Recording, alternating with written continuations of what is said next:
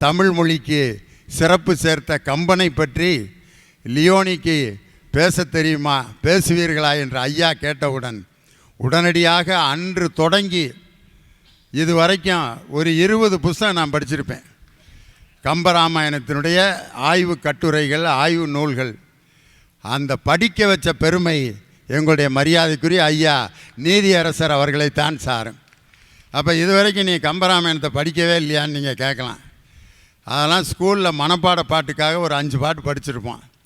அல்லது தமிழில் பாஸ் ஆகணுங்கிறதுக்காக ராமனுக்கும் அனுமனுக்கும் இடையே உள்ள அந்த நட்பை பற்றி ஒரு பக்க கட்டுரை வரைக அப்படிங்கிறதுக்காக மனப்பாடம் பண்ணி எழுதியிருப்போம். ஆனால் இன்று கம்பனை ஒரு ஆய்வு நோக்கில் கம்பனுடைய அந்த பாடல்களில் இருக்கக்கூடிய அழகியலை எல்லாம் நான் படிப்பதற்கு 3 மாதங்களாக நான் தொடர்ந்து கம்பனை படிக்க வைத்த பெருமை மாண்புமிகு நீதியரசர் ஐயா அவர்களைத்தான் சாரும். அதற்காக நான் அவருக்கு நன்றி கடன் பட்டிருக்கிறேன்.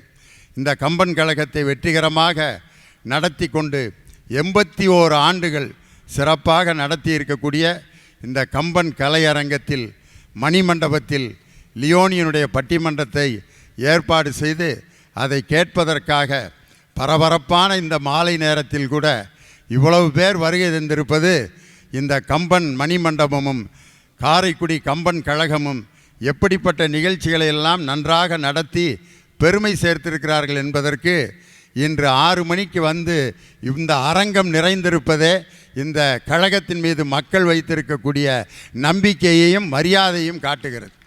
அதனால் அற்புதமான எங்களுக்கு கிடைத்த வாய்ப்பு. இதில் பேசுகின்ற இந்த 6 பேச்சாளர்களும் ரொம்ப எளிமையான தலைப்பை வேறு ஐயா சொன்ன மாதிரி எங்களுக்கு கொடுத்துருக்காங்க. கொஞ்சம் விவாதமான தலைப்பாக இருந்தால் இன்னும் ஒரு 20 புத்தகம் சேர்த்து படிச்சிருப்பேன். ஆனால் இன்றைக்கி ஆடவரா பெண்டீரா, கம்பன் மிகவும் சிறப்பு செய்தது ஆடவருக்கா பெண்டிருக்கா என்று ஒரு எளிமையான தலைப்பை லியோனிக்கு தந்து இதற்காகவே 15 நூல்களை நான் படித்து கம்பனை ரசித்து 3 மாதங்கள் கம்பனுடைய செயல்களிலே நான் தோய்ந்திருக்கிறேன். அந்த வாய்ப்பு எனக்கு கிடைத்தது ஒரு மாபெரும் பேர். கம்பனில் கம்பன் சிறப்பித்தது ஆடவரா பெண்டீரா, அருமையான தலைப்பு. கம்பன் பெரிதும் பெருமை சேர்த்தது ஆடவர் பாத்திரங்களுக்கா அல்லது பெண் பாத்திரங்களுக்கா? ஆடவரே அப்படிங்கிற அணிக்கு 3 பேர் பேச வந்திருக்காங்க. மகளிரே அப்படிங்கிற அணிக்கு 3 பேர். கம்பனைப் போல் இளங்கோவை போல் வள்ளுவனைப் போல் அப்படின்னு ஒரு ஆர்டர் கொடுக்குறாங்க. கம்பன், இளங்கோ, வள்ளுவன். ஏன் இப்படி கம்பனுக்கு முதலாக இளங்கோவுக்கு அடுத்து வள்ளுவனுக்கு 3? கம்பனுக்கு முதலிடம் கொடுத்தது ஏன் என்று சொன்னால், அன்னையும் பிதாவும் முன்னறி தெய்வம், மாதா பிதா குரு தெய்வம் என்று சொல்வதைப் போல கம்பன், இளங்கோ, வள்ளுவன், மாதா பிதா குரு தெய்வம் என்பதைப் போல தமிழுக்கு, தமிழ் பண்பாட்டிலே மாதாவுக்கு கொடுக்கின்ற இடத்தை, அதாவது அன்னைக்கு கொடுக்கின்ற இடத்தை கம்பனுக்கு கொடுத்திருக்கிறார்கள் என்று சொன்னால், தமிழுக்கு அன்னை போன்ற ஒரு மாபெரும் கவி சக்கரவர்த்தி கம்பன் தான்.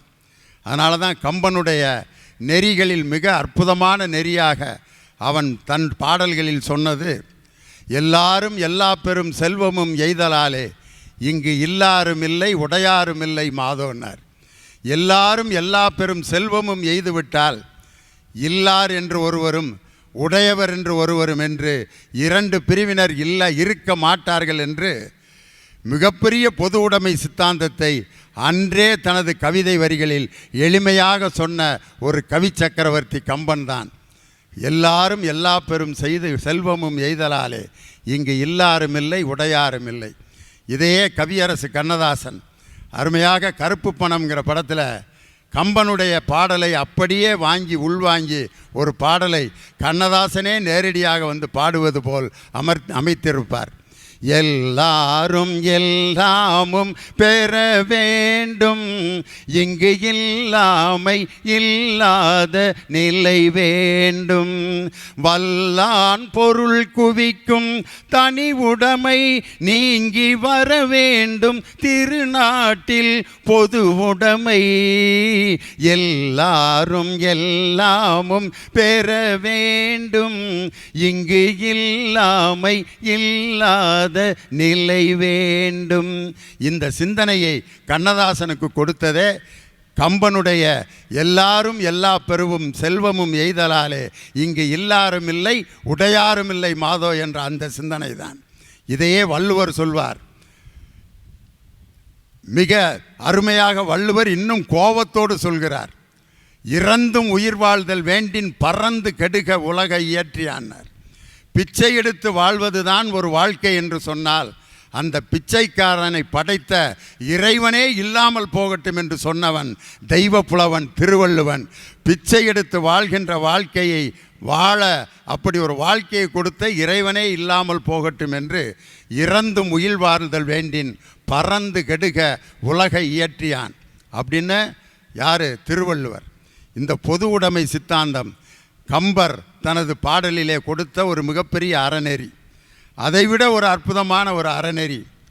வால்மீகி ராமாயணத்திலிருந்து கம்பர் என்னென்ன மாற்றங்களை செய்திருக்கிறார். அதில் அற்புதமான மாற்றம் எது என்று சொன்னால், ராமனும் சீதையும் அவர்கள் நிச்சயிக்கப்பட்ட திருமணம், அதாவது காதலே செய்யாமல் ஜனகனின் மகளை ராமன் நிச்சயித்து திருமணம் செய்தான் என்று தான் வால்மீகியில் எழுதியிருப்பார்கள். ஆனால் கம்பன் அதை அப்படியே காதல் திருமணமாக மாற்றினான். காரணம், காதலும் வீரமும் தமிழர்களுடைய பண்பாட்டின் இரண்டு கண்கள் என்பதற்காக ராமன் காதல் திருமணம் செய்தான் என்று ராமனை ஒரு அழகான காதலனாக கம்பர் சித்தரித்திருப்பார். அதில் ரொம்ப அழகாக ராமனை சீதை கணவனாக அடைவதற்கு ராமன்கிட்ட உங்களுக்கு எது ரொம்ப பிடிச்சிருந்ததுன்னு சீதைகிட்ட கேட்டப்ப அவன் மெல்லிய முறுவல் என்னை உண்டது அப்படின்பா. ராமனுடைய அழகான அந்த புன்னகை சீதையை சாப்பிட்டு விட்டதான். அப்படின்னா எவ்வளவு ரசித்திருக்கிறாள் பாருங்க ராமனுடைய புன்னகை. குனித்த புருவம் கோவை செவ்வாயில் பனித்த சிறுநடையும் பவளம் போல் மேனியும் காணப்பெற்றால் மனித்த பிறவியும் வேண்டுவதேயும் மாநிலத்தேனே. குனித்த புருவம் கோவை செவ்வாயில், அந்த அழகான அந்த குனித்த புருவமும் கோவை செவ்வாயில் சிந்துகின்ற அந்த புன்னகை, அதுதான் ஒரு மனுஷனுக்கே அழகு. மனுஷன் சிரிக்கும்போது தான் அழகாக இருப்பான். அதனால தான் வீட்டில் இருக்க ஃபோட்டோக்களில் பூரா சிரிக்கிற ஃபோட்டோவாக தான் வச்சுருப்போம். யாராவது அழுகிற ஃபோட்டோ வீட்டில் வச்சுருக்கோமா? ஒரு அப்பா அழுதுகிட்டு இருக்கிற மாதிரி ஒரு ஃபோட்டோ வீட்டில் மாட்டியிருக்குன்னு வச்சுக்கோங்க. ஒரு பையன் கேட்பான், என்னம்மா அப்பா அழுகிற மாதிரி ஃபோட்டோ எடுத்திருக்க, இது எப்போ எடுத்தது? என்னைய கல்யாணம் பண்ண அன்னைக்கு எடுத்ததுடா, அன்னைக்கு அழுக ஆரம்பித்தவர் தான் உங்கள் அப்பா இன்னும் அப்படியே தான் இருக்காருன்னு. அழுவது போல் புகைப்படங்களை யாரும் எடுப்பதில்லை. சிரிப்பது போன்ற புகைப்படங்களை தான் வீட்டில் பார்க்குறான். புகைப்படங்களில் கூட எவ்வளோ பெரிய வரலாற்றை தமிழன் கற்பித்து கொடுத்துருக்கான் தெரியுமா?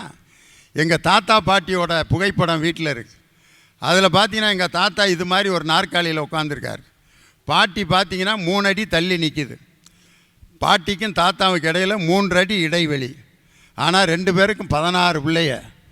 ஃபோட்டோவில் 3 அடி இடைவெளியில் இருந்தார்கள்.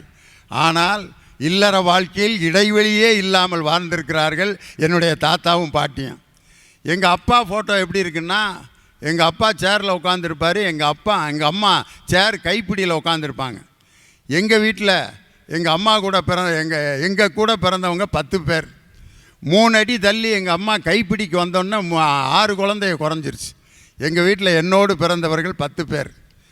எங்கள் அண்ணன் எப்படி ஃபோட்டோ எடுத்திருப்பார்னா, எங்கள் அண்ணி தோல் மேலே கை போட்டு எடுத்திருப்பார். எங்கள் அண்ணனுக்கு 4 குழந்தைகள். நான் பார்த்தீங்கன்னா தோலில் கையை போட்டு கொஞ்சம் இருக்க பக்கத்தில் வச்சு என் மனைவியை ஃபோட்டோ எடுத்திருக்கேன். எனக்கு 3 குழந்தைகள். என் தம்பி தன்னுடைய மனைவியை கன்னத்தோடு கண்ணை ஒட்டி புகைப்படம் எடுத்திருக்கான். அவனுக்கு ஒரே புள்ள தான். இதிலேருந்து நான் என்ன தெரிஞ்சுக்கிறேன்னா, புகைப்படத்தில் நமது முன்னோர்கள் விலகி இருந்தார்கள், வாழ்க்கையில் சேர்ந்து மகிழ்ந்திருந்தார்கள். ஆனால் இன்று புகைப்படத்தை நெருக்கி நெருக்கி எடுத்து கொண்டிருக்கிறோம், வாழ்க்கையில் விலகி வாழ்ந்து கொண்டிருக்கிறோம். அதனால்தான் பாரதி சொன்னான், எந்தையும் தாயும் மகிழ்ந்து குலாவி இருந்தது மின்னாடே, அவர் சிந்தையில் 1000 ஆண்டுகள் வளர்ந்து சிறந்தது மின்னாடே, அவர் முந்தையர் 1000 ஆண்டுகள் வளர்ந்து முதிர்ந்தது மின்னாடே இதை வந்தனை கூறி மனதில் இருத்தி என் வாயுற வாழ்த்தேனோன்னு சொல்லி நம் முன்னோர்கள் வாழ்ந்த வாழ்க்கையை எந்தையும் தாயும் மகிழ்ந்து குலாவி வாழ்ந்த வாழ்க்கை நம் தமிழர்களுடைய வாழ்க்கை. அதனால தான் இன்று திருமணம் முடித்த பெண்களா திருமணம் முடிக்காத பெண்களாங்கிறத பெண்களுடைய முகத்தை வச்சே கண்டுபிடிச்சிடலாம். ஆனால் ஆண்களை கண்டே பிடிக்க முடியாது. திருமணம் முடித்தவரா இல்லையான்றதுக்கு ஏதாவது அறிகுறி இருக்கா? ஒன்றும் இல்லை. ஏன்னா ஒரு மொழி வேணா இருக்கான், இந்த இப்படியே இருப்பார், அதை வச்சு கண்டுபிடிச்சிடுறான். அதனால தான் திருமணம் முடித்த ஆண்களுக்கு ஆங்கிலத்தில் பேமொழி மேன் அப்படின்னு வச்சுருக்கிறதுக்கு காரணமே ஒரு பேமொழியோடு உட்காந்துருப்பார். அதனால தான் பேமொழி மேன்னு சொல்கிறாங்க. ஆனால் பெண்களுக்கு அவர்கள் திருமணம் முடித்தவர்கள் என்பதற்கு அழகான ஒரு அடையாளம் இருக்குது. இங்கே ஒரு பொட்டு வச்சுருப்பாங்க, இந்த 2 கோட்டுக்கு நடுவில் ஒரு பொட்டு வச்சுருப்பாங்க. நான் அந்த மாதிரி திருமணம் முடித்த பெண்கள்கிட்ட கேட்டேன், இந்த 2 வகுடு எடுத்துருக்க அந்த வகுடுக்கு நேராக ஏன் குங்குமம் வச்சுருக்கீங்க திருமணம் முடித்த பிறகுன்னு கேட்டதுக்கு ஒரு அம்மா சொல்லிச்சு, எல்லாம் வைக்கிற ஆளுங்க அதனால தான் நானும் வச்சுருக்கேன் அப்படின்னுச்சு. கிராமத்தில் ஒரு அம்மாட்ட கேட்டேன், அது தன்னுடைய வேதனையை சொல்லிச்சு.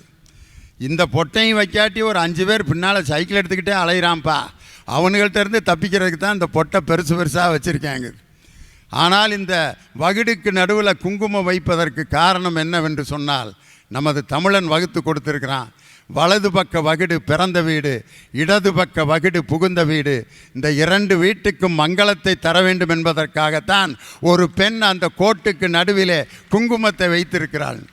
வால்மீகி ராமாயணத்திலிருந்து கம்பன் தமிழ் பண்பாட்டை காப்பாற்றுவதற்கு நிச்சயிக்கப்பட்ட திருமணம் தமிழனுடைய திருமணம் அல்ல, காதல் செய்து திருமணம் செய்வது தான் தமிழன் திருமணம் என்று ராமனை காதலனாக உருவாக்கி சீதையை காதலித்து திருமணம் செய்வது போல் கம்பர் காட்டியிருப்பார். அதைவிட ரொம்ப அழகான இடம் தாரை.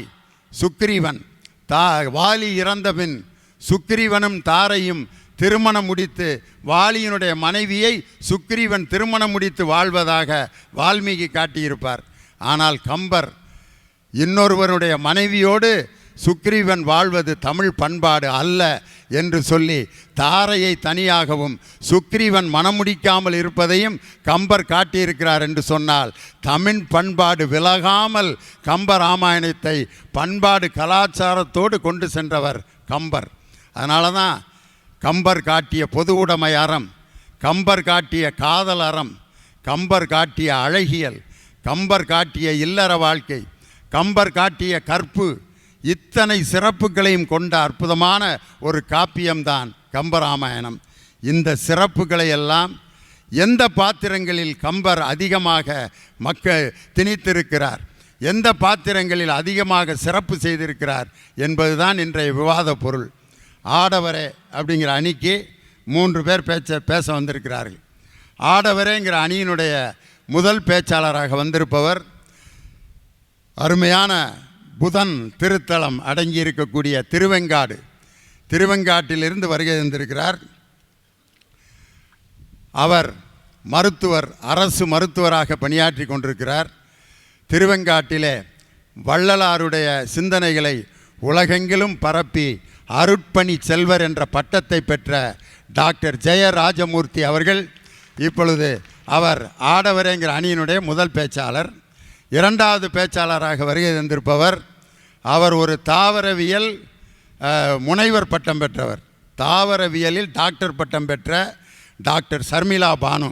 அவர் கோயம்புத்தூரிலிருந்து வருகை தந்திருக்கிறார். நாம் பரவாயில்ல, கொஞ்சமாவது இயற்பியல் பட்டதாரி. அவங்க சம்பந்தமே இல்லாத தாவரவியலை படித்தவர் கம்பரை பேச வந்திருக்கிறார்கள் என்று சொன்னால், கம்பரை பேசுவதற்கு படிப்பு ஒரு தடையல்ல, மதம் ஒரு தடையல்ல, ஜாதி ஒரு தடையல்ல என்பதை ஒரு இஸ்லாமிய பெண்மணியாக வந்து கம்பரில் அவர் படித்து அவர் அனுபவித்த செய்திகளை மிக அற்புதமாக பேச வந்திருக்கிறார். அதுவும் ஒரு பெண்ணாக இருந்து கொண்டு ஆடவரே என்ற அணியில் பேச வந்திருக்கிறார். அதுதான் சிறப்பு. அதனால் டாக்டர் சர்மிளா பானு அவருடைய கணவர் உட்காந்து பார்த்துட்டே இருக்கார். ஏன்னா ஆடவரேன்னு பேச வந்திருக்காங்க, ரொம்ப சந்தோஷமாக உட்காந்துருக்கார். ஏன்னா அவங்க அணிக்கு ஆதரவாக பேச வந்திருக்கார். அந்த பக்கம் ஆடவரே என்ற அணியை நிறைவு செய்ய வந்திருப்பவர் எங்களுடைய பட்டிமன்றங்களிலே தொலைக்காட்சியில் அவருக்கென்று ஒரு தனியர் ரசிகர் மன்றத்தையே உருவாக்கிய கவிஞர் இனியவன். அவர் பார்த்தீங்கன்னா நாங்களாவது பள்ளிக்கூடத்தில் கல்லூரியில் கொஞ்சமாக தமிழ் படிச்சிருக்கான். ஆனால் அவர் ஒரு மெக்கானிக்கல் இன்ஜினியர். அவர் டிப்ளமோ மெக்கானிக்கல் படித்தவர். இராணுவத்திலே கடலோர காவல் படையில் கப்பற்படையிலே பணியாற்றி கொண்டிருக்கிறார். இந்தியன் நேவியில் கப்பற்படையில் பணியாற்றி கொண்டிருக்கக்கூடிய ஒரு இராணுவ வீரன். எப்படிப்பட்ட கலவை வந்திருக்கு பாருங்கள் இன்றைக்கி கம்பனை பற்றி பேசுவதற்கு. ஒரு மருத்துவர், ஒரு தாவரவியல் முனைவர், இன்னொருத்தர் பார்த்தீங்கன்னா கப்பற்படை இராணுவ வீரர், இன்னொருத்தர் இயற்பியல் பட்டதாரி ஆசிரியர் வேலை பார்த்தவர். இந்த பக்கம் வந்திருக்கவங்கள பாருங்களேன். பெண்டீரை என்ற அணிக்கு முதல் பேச்சாளராக வந்திருப்பவர் அருமையான பேச்சாளர். நாங்கள் கலைஞர் தொலைக்காட்சியில் நல்லா பேசுங்க நல்லதையே பேசுங்கன்னு ஒரு நிகழ்ச்சியை 6 ஆண்டுகளாக நடத்தி கொண்டிருக்கிறோம். அந்த நிகழ்ச்சியில் கிட்டத்தட்ட 300 பேச்சாளர்களை இதுவரைக்கும் உருவாக்கிய ஒரு அற்புதமான தலைமை பேச்சாளராக திகழ்ந்து கொண்டிருக்கக்கூடிய கோவை தனபால். அவர் பேச்சில் அப்படியே அந்த கொங்கு தமிழ் அப்படியே ஓடும், பார்த்துருப்பீங்க. நான் பேசுகிறதெல்லாம் நம்ம மதுரை மாவட்டத்தினுடைய தமிழ் லேசாக தெரியும். அவர் பேசுகிறதெல்லாம் அந்த கொங்கு மண்டலத்தினுடைய தமிழ். ஏனுங்க சோழி போட்டு போங்க, பார்த்து போட்டு போங்க, எங்கள் பார்த்து போட்டு போக சொன்னால் நீங்கள் பாட்டுக்கு அம்மனிக்கிட்ட பேசி போட்டு போகிறீங்க. நீங்கள் என்ன பேசுகிறீங்க, கவுண்டுகிட்ட பேச சொன்னால் கவுண்ட் வச்சுக்கிட்டு பொடக்காளி பார்க்க என்ன மணி வேண்டி கிடக்குதுங்கோ அப்படிம்பாங்க. இது கோவை மாவட்டத்தினுடைய கொங்கு தமிழ். மதுரையில் ஒரு தமிழ் பேசுவான். அது பார்த்தீங்கன்னா present tense, past tense, future tense 3 டென்ஸையும் கலந்து ஒரு புது டென்ஸை உருவாக்குனது மதுரை தமிழ் தான். மாமா ஒரு 5000 ரூபா இருந்தால் கொடு அப்படின்னு மதுரைக்காரன்ட்ட கேளுங்க. ஒன்று கொடுக்குறேங்கண்ணா, அல்லது கொடுத்துட்டேங்கண்ணா, அல்லது கொடுக்க போகிறேங்கண்ணா, அல்லது கொடுக்க மாட்டேங்கண்ணா. மதுரைக்காரன் 4ஐயும் கூட்டி 4ஆல் வகுத்து ஒரு பதில் சொல்லுவான். மாமா ஒரு 5000 ரூபா இருந்தால் கொடு, கொடுப்போம்ல அப்படிமா. கொடுப்போம்லங்கிறதுக்கு அவன் கொடுக்குறானா கொடுத்துட்டானா கொடுக்க போகிறானா கண்டே பிடிக்க முடியாது. இது மதுரைக்காரன் உருவாக்கிய ஒரு புதிய காலம். ஒரு 200 கிலோமீட்டர் தள்ளி கோயில்பட்டியை தாண்டி போயிட்டிங்கன்னா நெல்லை தமிழ் தொடங்கிறேன். என்னலே சொல்லுத, சைக்கிள் எடுத்து சமட்டிலே ஒழுங்கா, தண்ணியை கோரி வாழையை குடிக்கணும், என்னவே அங்கே நிற்கான் அப்படிம்பாங்க. தண்ணியை கோரி வாழையை குடிக்கணும்பாங்க. நாம் மதுரையில் தண்ணியை மோண்டுட்டு வாம்போம், திருநெல்வேலியில் மோண்டுட்டு வான்னா அர்த்தமே வேறு, அது ரொம்ப பரிதாபமான அர்த்தம். ஆனால் இங்கே மதுரைக்காரன் அங்கே போய் ரொம்ப அசிங்கப்பட்டு போனான் அந்த வார்த்தைனால். திருநெல்வேலி தமிழ் அதுக்கு பேர். சென்னையில் ஒரு தமிழ் பேசுவான் பாருங்கள். தமிழ்நாட்டின் தலைநகரத்துக்கு இப்படி ஒரு தமிழ் அமையவே கூடாது. ஏன்னா கும்மிடி பூண்டின்னு ஒரு ஊருக்கு நிகழ்ச்சி நடத்த போயிருந்தேன். ஒருத்தன் என்னை சென்ட்ரல் ஸ்டேஷனில் என்னை கூட்டிகிட்டு போகிறதுக்கு வந்தான். என்ன அண்ணாத்தா நாஷா துணியா காலைல என்ன பண்ணிடுற நீயா, லியோனி என்னை இட்டுன்னு போடா, நாங்கள் இவங்களெல்லாம் இட்டுன்னு போகிறோம் அப்படின்னா. எனக்கு இட்டுன்னு போகிறதுனா என்னன்னே தெரியல. அப்புறம் கேட்டால் கூட்டிகிட்டு போகிறதுன்னா அதுக்கு ஒரு புது வார்த்தை கண்டுபிடிச்சிருக்கான். இட்டுன்னு போகிறது நாஷ்டா துணியா அப்படின்னா என்ன அர்த்தம்னா காலையில் சாப்பிட்டியான்னு அர்த்தம். இப்படி தமிழ்களுக்கு மத்தியில் கொங்கு மண்டலத்தின் தமிழை உங்களை பேசி மகிழ்ச்சி கடலில் ஆழ்த்த கோவை தனபால்.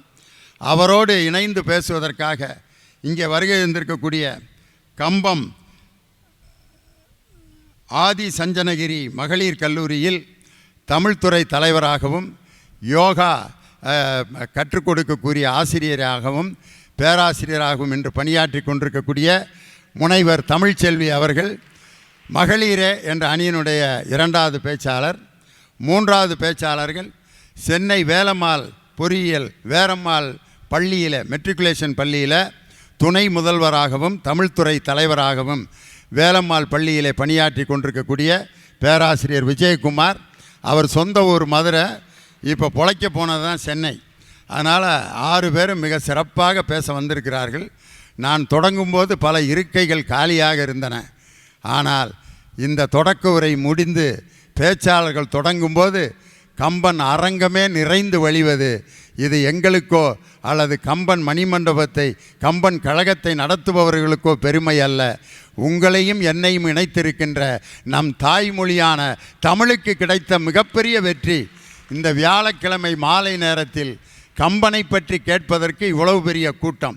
எல்லாரும் நம்ம தமிழ் ரசிகர்களை தவறாக நினைப்பார்கள். சினிமாவுக்குன்னா கூடுவாங்க, டிவி சீரியல் பார்க்குறதுக்குனா கூடுவாங்க. லியோனினுடைய நகைச்சுவை பட்டிமன்றம், சிரிப்பு பட்டிமன்றம் அப்படின்னா இதை விட 5 மடங்கு கூட்டம் இருக்கும். ஆனால் லியோனி கம்பனை பற்றி பேசுவதற்கும் இந்த காரைக்குடியில் இவ்வளவு மக்கள் வெள்ளம் திரண்டிருக்கிறது என்று சொன்னால் கம்பனின் தமிழ் இன்னும் தமிழரை விட்டு போய்விடவில்லை, கம்பன் வாழ்ந்து கொண்டே இருக்கிறான் என்பதற்கு கூடியிருக்கக்கூடிய கூட்டமே ஒரு மிகப்பெரிய சான்று என்று சொல்லி இப்பொழுது பட்டிமண்டபத்தினுடைய விவாதத்தை தொடங்கலாம். கம்பன் பெரிதும் வலியுறுத்துவது ஆடவரையா பெண்டீரா என்ற அணியில் ஆடவரே என்ற அணியை தொடக்கி வைத்து உங்களுடைய பலத்த கரவொலியோடு முனைவர் டாக்டர் ராஜமூர்த்தி அவர்கள் இப்பொழுது உங்கள் முன்னால் பேச வருகிறார். அவரை அன்போடு மேடைக்கு அழைக்கின்றேன். காப்பியத்தினுடைய தலைப்பை எடுத்துக்கொள்ளுங்கள். கம்ப ராமாயணம்.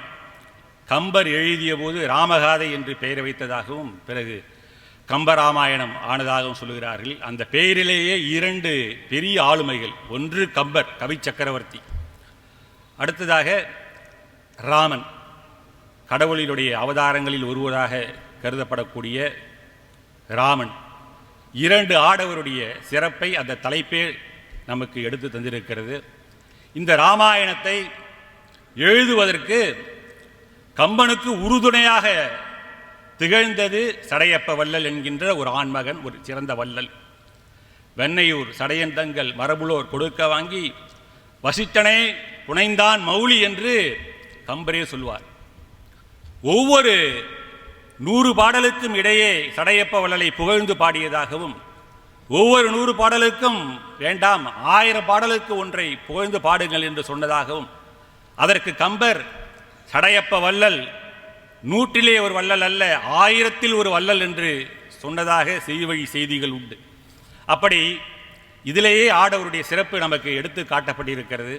ராமாயணம் என்று சொன்னாலே ராமநாமத்தினுடைய மகிமையை, ராமனுடைய அம்பின் வலிமையை, ராமன் மீது மற்றவர்கள் அவருடைய உடன்பிறந்த சகோதரர்கள், உடன்பிறவாத சகோதரர்களாகிய சுக்ரீவன், குகன், விபீஷணன் போன்றவர்கள் காட்டிய அன்பின் வலிமையை நமக்கு எடுத்து தரக்கூடிய ஒரு காவியமாகும். ஆகவே இங்கே ஆடவருடைய சிறப்பு தான் அதிகமாக காட்டப்படுகிறது. ராமநாமத்தை பொறுத்தவரையிலே வாலிவதை படதளத்திலே சொல்வான் கம்பன், மும்பை சார் உலகிற்கெல்லாம் மூல மந்திரத்தை முற்றும் தம்மையே தவர்க்கு நல்கும் தனிப்பெரும் பதத்தை தானே இம்மையே எழுமை நோய்க்கும் மருந்தனை ராமவென்னும் செம்மை சேர் நாமன் தன்னை கண்களில் தெரிய கண்டான் என்ற ஒரு பாடல் போதும் அந்த ராமநாமத்தினுடைய மகிமை. ஆஹா, இந்த 3 உலகங்கள், கீழ் உலகம், இந்த உலகம், மேல் உலகம், எந்த உலகத்திற்கும் முற்றும் மந்திரம், முழு மந்திரம் ராம என்கின்ற மந்திரம். அது இம்மைக்கு மட்டுமல்ல எழுமை நோய்க்கும் மருந்தாக இருக்கக்கூடிய மந்திரம், ஒரு மகத்தான மந்திரம் என்று கம்பர் அந்த ராமநாமத்தினுடைய மகிமையை நமக்கு எடுத்து காட்டுவார்கள். அதே போல ராமனுடைய அழகு, தோல் கண்டார் தோலே கண்டார், தொடுகழல் கமலமன்ன தாள் கண்டார் தாளே கண்டார், தடக்கை கண்டாரு மகுதே வாழ்கொண்ட கண்ணார் யாரோ வடிவினை முடிய கண்டார், உள்கொண்ட சமயத்து அண்ணான் உருவு கண்டாரை ஒத்தார். அருமையான ஒரு பாடல் நடுவர் அவர்களே. ராமனுடைய அழகை கம்பர் விவரிக்கின்ற பொழுது அங்கேயே ஒரு சமய பொறையை கொண்டு வந்து திணிக்கிறான் பாருங்கள். எனக்கு ரொம்ப பெருமையாக இருக்கு இந்த மேடையில் பேசுகின்ற பொழுது. ஏனென்றால் நடுவராக இருக்கக்கூடியவர் ஒரு கிறித்துவர், திண்டுக்கல் லியோனி ஐயா அவர்கள். ஒரு பக்கத்திலே இஸ்லாமிய சகோதரி பேச வந்திருக்கிறார், இன்னொரு நாங்கள் எல்லாம் இந்துக்களாக இந்தியாவில் இருக்கக்கூடிய தலைச்சிறந்த 3 மதத்தை சார்ந்தவர்கள் இன்றைக்கு கம்பனை பற்றி பேச வந்திருக்கிறோம் என்பதே கம்பனுடைய சமய பொறையை நமக்கு எடுத்து காட்டுகிறது. அதே போல ராமனையும் சரி ராவணனையும் சரி ஒரு சேர பல பாடல்களிலே அவர் மிக அற்புதமாக சித்தரித்து பாடுகிறார். அவருடைய அன்பினுடைய வலிமை, ராமன் விட்ட அன்பு எப்படிப்பட்டது என்று ஒரே ஒரு பாடல் நடுவர்களே. வெள்ளெருக்கம் சடைமுடியன் வெறுப்பெடுத்த மேனி மேலும் கீழும் எல்லிருக்கும் இடமின்றி உயிரிருக்கும் இடம் நாடி இழைத்தவாரோ கல்லிருக்கு மலர்கூந்தல் சாணியை மனச்சிறையில் கறந்த காதல் உள்ளிருக்கும் என கருதி உடல் புகுந்து தடவியதோ ஒருவன் வாலிம்பா. இந்த தமிழுக்கு நான் ஒரு மருத்துவர் தான், நீங்க சொன்னீங்க, நான் இதை படிக்கும் போது ஆடி போயிட்டேன். அது என்னடா, அது சந்த நயம், எதுகை மோனை நயம், வெள்ளெருக்கம் சடைமுடியான் யார், சிவபெருமான். அவன் எடுத்த அந்த இருக்கக்கூடிய அந்த மலை, கைலாய மலையே பெயர்க்கக்கூடிய ஆற்றல் வாய்ந்தவன். அவனுடைய உடம்பிலே ராமன் அன்பால் தொலைக்கிறான், சரமாரியா அம்பு விடுறான். அது எல்லிருக்கும் இடமின்றி பாருங்க, அம்பு உடம்பு பூரா மேலும் கீழும் எங்க பார்த்தாலும் தைத்ததனால் ஒரு எல்லை போட்டால் கூட அது போய் தங்கக்கூடிய அளவுக்கு அங்கே இடம் இல்லையா, ஃபுல்லா ஒரே அன்பாவே இருக்குது. அது அடுத்தது பாருங்க, கல்லிருக்கு மலர்கூந்தல் சாணையி மனச்சிறையில் கறந்தகாது உள்ளிருக்கும் என கருதி உடல் புகுந்து தடவியதோன்றா. அதாவது சீதைய எந்த இடத்துலையா அவன் நினைச்சான்? அவனுடைய உடம்புல மண்டையிலையா, தொண்டையிலையா, கழுத்திலையா, நெஞ்சிலையா, இதயத்திலையா, மனசுலையா, உடல்ல ஒவ்வொரு அணுவிலையுமா தொலைச்சுதான் அம்பு உள்ள பூந்து. அதை வீட்டில் போய் திருடம் பூந்தா தொழவிட்டான், தொழாவிட்டு பார்த்துட்டான் அப்படின்னு சொல்லுவாங்களே, அந்த அளவுக்கு ஒரு அம்பு பூந்து அவன் உடல் பூரா துழாவியதோ ஒருவன் வாலி. இப்படி ராமனுடைய அம்பினுடைய மகத்துவத்தை எத்தனை இடங்களிலே சொல்லுகிறார். இன்னும் சொல்ல போனால் ராமனை பல இடங்களிலே வள்ளல் வள்ளல் என்று பாடுவார். ஆலையா உமக்கு அமைந்தன எல்லாம் மாறி அறைந்த பூளை ஆயின கண்டனை, இன்று போய் போருக்கு நாளைக்கு வாவன நல்கினன் நாகு ஈழம் கமுகின் வாழை தாவூர் கோசல நாடுடைய வள்ளல். ஆகா, அருமையான ஒரு பாடு, கோசல நாடுடைய வள்ளல். அப்படிங்கும் போது அந்த ஒரு வரி, அந்த சொற்றொடர் என்னுடைய மனசுல திரும்ப திரும்ப வந்துச்சு போச்சுங்க. நாகு ஈழம் கமுகின் வாழை தாவூர், அந்த கோசல நாட்டுடைய சிறப்பை சொல்லி, வள்ளல் இன்று போய் நாளைக்கு வா, நீ நிராயுதபாணியாக நின்று கொண்டிருக்கிறாய், உன்னை இப்பொழுது நான் கொல்ல மாட்டேன், நீ உன்னுடைய படையுடன் இங்கே வா, பார்த்துக் கொள்கிறேன் என்று சொன்னான். அப்படி வாரணம் பொருதமாறும் வரைவினை எடுத்தது போலும் நாரத முனிவர் கேட்க நயம்பட உரைத்தனாவும் தாரணி மௌலிபத்தும் சங்கரன் கொடுத்தவாள் வீரம் களத்தை போக்கி வெறுங்கியே மீண்டு போனான் என்று ராவனுடைய பெருமை அந்த பாடலிலே மிக அற்புதமாக பாடுவார். இப்படி நாம் சொல்லிக்கொண்டே போகலாம் ராமனை பற்றி, ராவணனை பற்றி. சகோதர பாசம் அங்க பாருங்க, ராமன், பரதன், லட்சுமணன், சத்ருகனன், இந்த 4 இவர்களுடைய சகோதர பாசம், உடன் பிறந்தவர்கள். இவர்கள் அல்லாமல் வந்து சேர்ந்த குகன், சுக்ரீவன், விபீஷணன் இவர்களை சேர்த்து பாடுகின்ற போது ஒரு பாடல்ல, குகனோடு 5 முன்பு குன்று சூழ்வார் மகனோடு 6 எம்முழை அன்பின் வந்த அகனமர் காதல் ஐய நின்னோடு 7 புகழரும் கானந்தந்து புதல்வரார் பொழிந்தான் நுந்தை. அங்க கவனிங்க, நுந்தை யாரை பார்த்து? சத்திரிய குலத்திலே பிறந்தவன், சூரிய வம்சத்திலே வந்த ராமன் விபீஷணனிடம் சொல்லுகிறான், தன்னுடைய தந்தை தசரத சக்கரவர்த்தியை உன்னுடைய தந்தை என்று சொல்லுகிறானே. இங்கே ஆகா என்ன பெருமை! ராமனை பற்றி பேசுகின்ற போது எவ்வளவு அழகாக சொல்லுகிறார். ஒரு குகன், ஒரு சாதாரண வேட்டுவ குலத்திலே பிறந்த குகன், அந்த குகனை பற்றி அறிமுகப்படுத்துகின்ற போதே கம்பன் சொல்லுவான், இவன் 1000 ஓடங்களுக்கு நாவாய்களுக்கு உடைமையாக உள்ளவன், கங்கையினுடைய ஆழத்தை அறிந்தவன், யானையை போல சுற்றம் உள்ளவன், வேட்டுவ குலத்திலே பிறந்தவன், இருளுக்கு எண்ணெய் தடவியது போல ஒரு நிறத்தை உள்ளவன் என்று அவனை பற்றியெல்லாம் வர்ணித்து விட்டு சொல்லுவார். இவன் பொய்யில்லா மனத்தினன், ராமனை எப்பொழுதும் வணங்கக்கூடிய குணத்தினன் என்று சொல்லிவிட்டு சொல்வார். லட்சுமணன் வாயிலாக சொல்வார், தாயினும் நல்லான் அப்படின்பார். ஆகா, குகனை, ஒரு வேட்டுவனை தாயினும் நல்லான் அப்படின்னு அவர் சொல்றாரு. ராமனுடைய வாயாலே ஒரு இடத்துல அவர் சொல்றான், யாதினும் இனிய நண்ப. யாரு? ராமன் சொல்லுகிறான் குகனை பார்த்து, யாதினும் இனிய நண்ப இருத்து நீ எம்மோடு என்று சொன்னானா. அந்த ஒரு வார்த்தைக்காக ராமபிரான் தன்னை பார்த்து இனிய நண்ப என்று சொல்லிவிட்டான் என்பதற்காக குகன் என்ன செய்கிறான் தெரியுமா? நீங்கள் எதை கேட்டாலும் அந்த பொருள் வானத்திலே இருந்தாலும் கூட கொண்டு வந்து நான் தருவேன். இந்த உலகத்தில் உள்ள அத்தனை படைகளும் அத்தனை பேரும் வந்து எதிர்த்தாலும் கூட நான் உங்களுக்காக என்னுடைய படை திரட்டி போராடுவேன். பிறரால் உங்களுக்கு ஒரு தீங்கு நேருமாயின் என்னுடைய உயிரை கொடுத்தாவது உங்களை காப்பேன். உங்களுக்கு தீங்கு நேருவதற்கு முன்பாக என்னுடைய உயிர் போகும் என்று சொன்னான் குகன். அப்படி அவருடைய சிறப்பை மிக அற்புதமாக எடுத்து காட்டுகிறார். நாவாய் வேட்டுவன் நாயடியேன் என்று குகன் தன்னை சொல்லுகிறான். நான் நாவாய் ஓட்டக்கூடிய ஓடத்தை ஓட்டக்கூடியவன் வேட்டுவன், ஆனால் நாயடியேன். பணிமாம் என்றும் பெருமை சிறுமை அணியுமாம் தன்னை வியந்து என்று திருக்குறள் சொல்லுகிறது அல்லவா? அதற்கு ஏற்ப குகன் மிக அற்புதமாக வாழ்ந்து காட்டியிருக்கிறான், அவனோடு வாழ்ந்திருக்கிறான். அதே போல இன்னொரு சகோதரனை பற்றி சொல்ல வேண்டுமானால் லட்சுமணன். ராமன் உடனேயே இருந்தான், உடன்பிறவா சகோதரன். நீ பார்த்தீங்கன்னா தம்பி உடையான் படைக்கு அஞ்சான் என்ற ஒரு பழமொழி உண்டு நடுவர் அவர்களே, ஊர்லலாம் சொல்லுவாங்க. உள்ளபடி அதற்கு யார் பொருத்தம் என்று சொன்னால் லட்சுமணனும் ராமனும் தான். ஏனென்றால் காட்டிற்கு சென்ற போதும் கூட லட்சுமணன் கூடவே போனான். எப்பொழுதும் அவனுக்கு சரிசமமாக நடக்க மாட்டான். எப்படிப்பட்ட தம்பி! உள்ளபடியே எப்படிப்பட்ட தம்பிமார்கள் ஒருத்தனுக்கு கிடைச்சிட்டா சந்தோஷமா இருக்கலாம். இன்னைக்கு சொத்துக்காக அடிச்சுக்கிறானுங்க. 1 ஏக்கர் அதிகமாக வாங்கிட்டான், அல்லது 4 அடி அவன் இடத்த அதிகமாக ஆகிட்டான தம்பியையே கொலை செய்யக்கூடிய, அண்ணனையே கொலை செய்யக்கூடிய இந்த உலகத்திலே தன்னுடைய அண்ணனுக்கு சமமாக நடக்கக்கூடாது என்று எண்ணி அவன் நடப்பதற்கு சற்று பின்னே கொஞ்சம் தூரம் நடந்து வந்தவன் 14 ஆண்டு காலம் ராமனை காப்பதற்காக கண் தூஞ்சாமல் இருந்தவன் லக்குவணன் என்று சொன்னால் அதை போன்றது ஒரு சகோதர பாசத்தை நாம் நினைத்து பார்க்க முடியுமா? அதை போல பரதனை பற்றி சொல்லுகின்ற போது ரொம்ப ஆச்சரியமான ஒரு விஷயம். கைகை இந்த 2 வரங்கப்பா, 7 வரங்கள் 2இல் ஒன்றினால் என் சேய் உலகாள்வது சீதை கேள்வன் போய் மனமாள்வது என புகன்று நின்றால் தீயவை யாவினும் சிறந்த தீயல். அடாடா, இந்த ஒரு வரி என்னை ரொம்ப புரட்டி போட்டுது நடுவர்கள். ஏன்னா ஏதோ ஒரு திரைப்படத்தில் தான் நான் ஒரு வசனம் கேட்டிருக்கேன். அந்த வில்லன் பேசுவான், நான் யார் தெரியும்ல, மோசமானவங்களே ரொம்ப மோசமானவனா அப்படிம்பான் வில்லன். ஏதோ ஒரு படத்தில் வரும், ரொம்ப ஃபேமஸான, நான் ரொம்ப மோசமானவன். அப்படியா? நான் மோசமானவங்களே ரொம்ப முக்கியமானவன் அப்படிமா. அதுதான் தீயினும் தீயவை யாவினும் சிறந்த தீயல் என்று கையை சொல்லுகின்ற பொழுது சொல்லுகிறார். ஆனால் அப்படி சொல்லிவிட்டார். ஆனால் ராமன் கோசலையுடைய மகன் என்ன சொல்லுகிறான்? அதுதான் ராமனுடைய பண்பு. அங்கே உயர்த்தி பிடிக்கிறார் பாருங்க. தந்தையும் தாயும் நீரே தலை நின்றேன் பணிமீன் என்றான். ஆஹா, அதை பாருங்க. நீ சொல்லிட்ட, நீ தான் எனக்கு தந்தை, நீ தான் எனக்கு தாய், நான் கேட்காமல் போவேனான்னு சொல்லிட்டு அவன் போறான். அதை தாண்டி இந்த விஷயத்தை போய் கோசலையிட்ட சொல்லும் போது கோசலை பரதனை பற்றி சொல்றா, எண்ணில் கோடி ராமர்கள் ஆயினும் அண்ணலின் அருளுக்கு அருகாவரோ.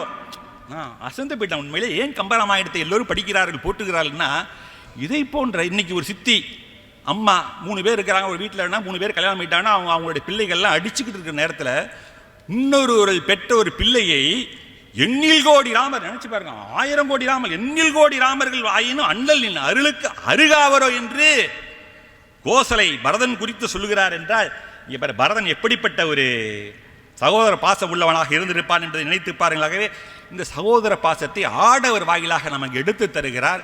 அதை போல இறுதியாக ஒரே ஒரு விஷயம், அனுமன் ராமாயணத்திலே ஆடவர்களிலே புகழ்கின்ற பொழுது, பெருமையை பேசுகின்ற பொழுது கம்பன் அவனை சொல்லின் செல்வனாக கண்டேன் கற்பினுக்கு அணியை கண்களால் என்கின்ற அந்த ஒரு வரியை எல்லோரும் சுட்டி காட்டுவார்கள். அவன் ஒரு சொல்லின் செல்வனாக காட்டியிருப்பார்.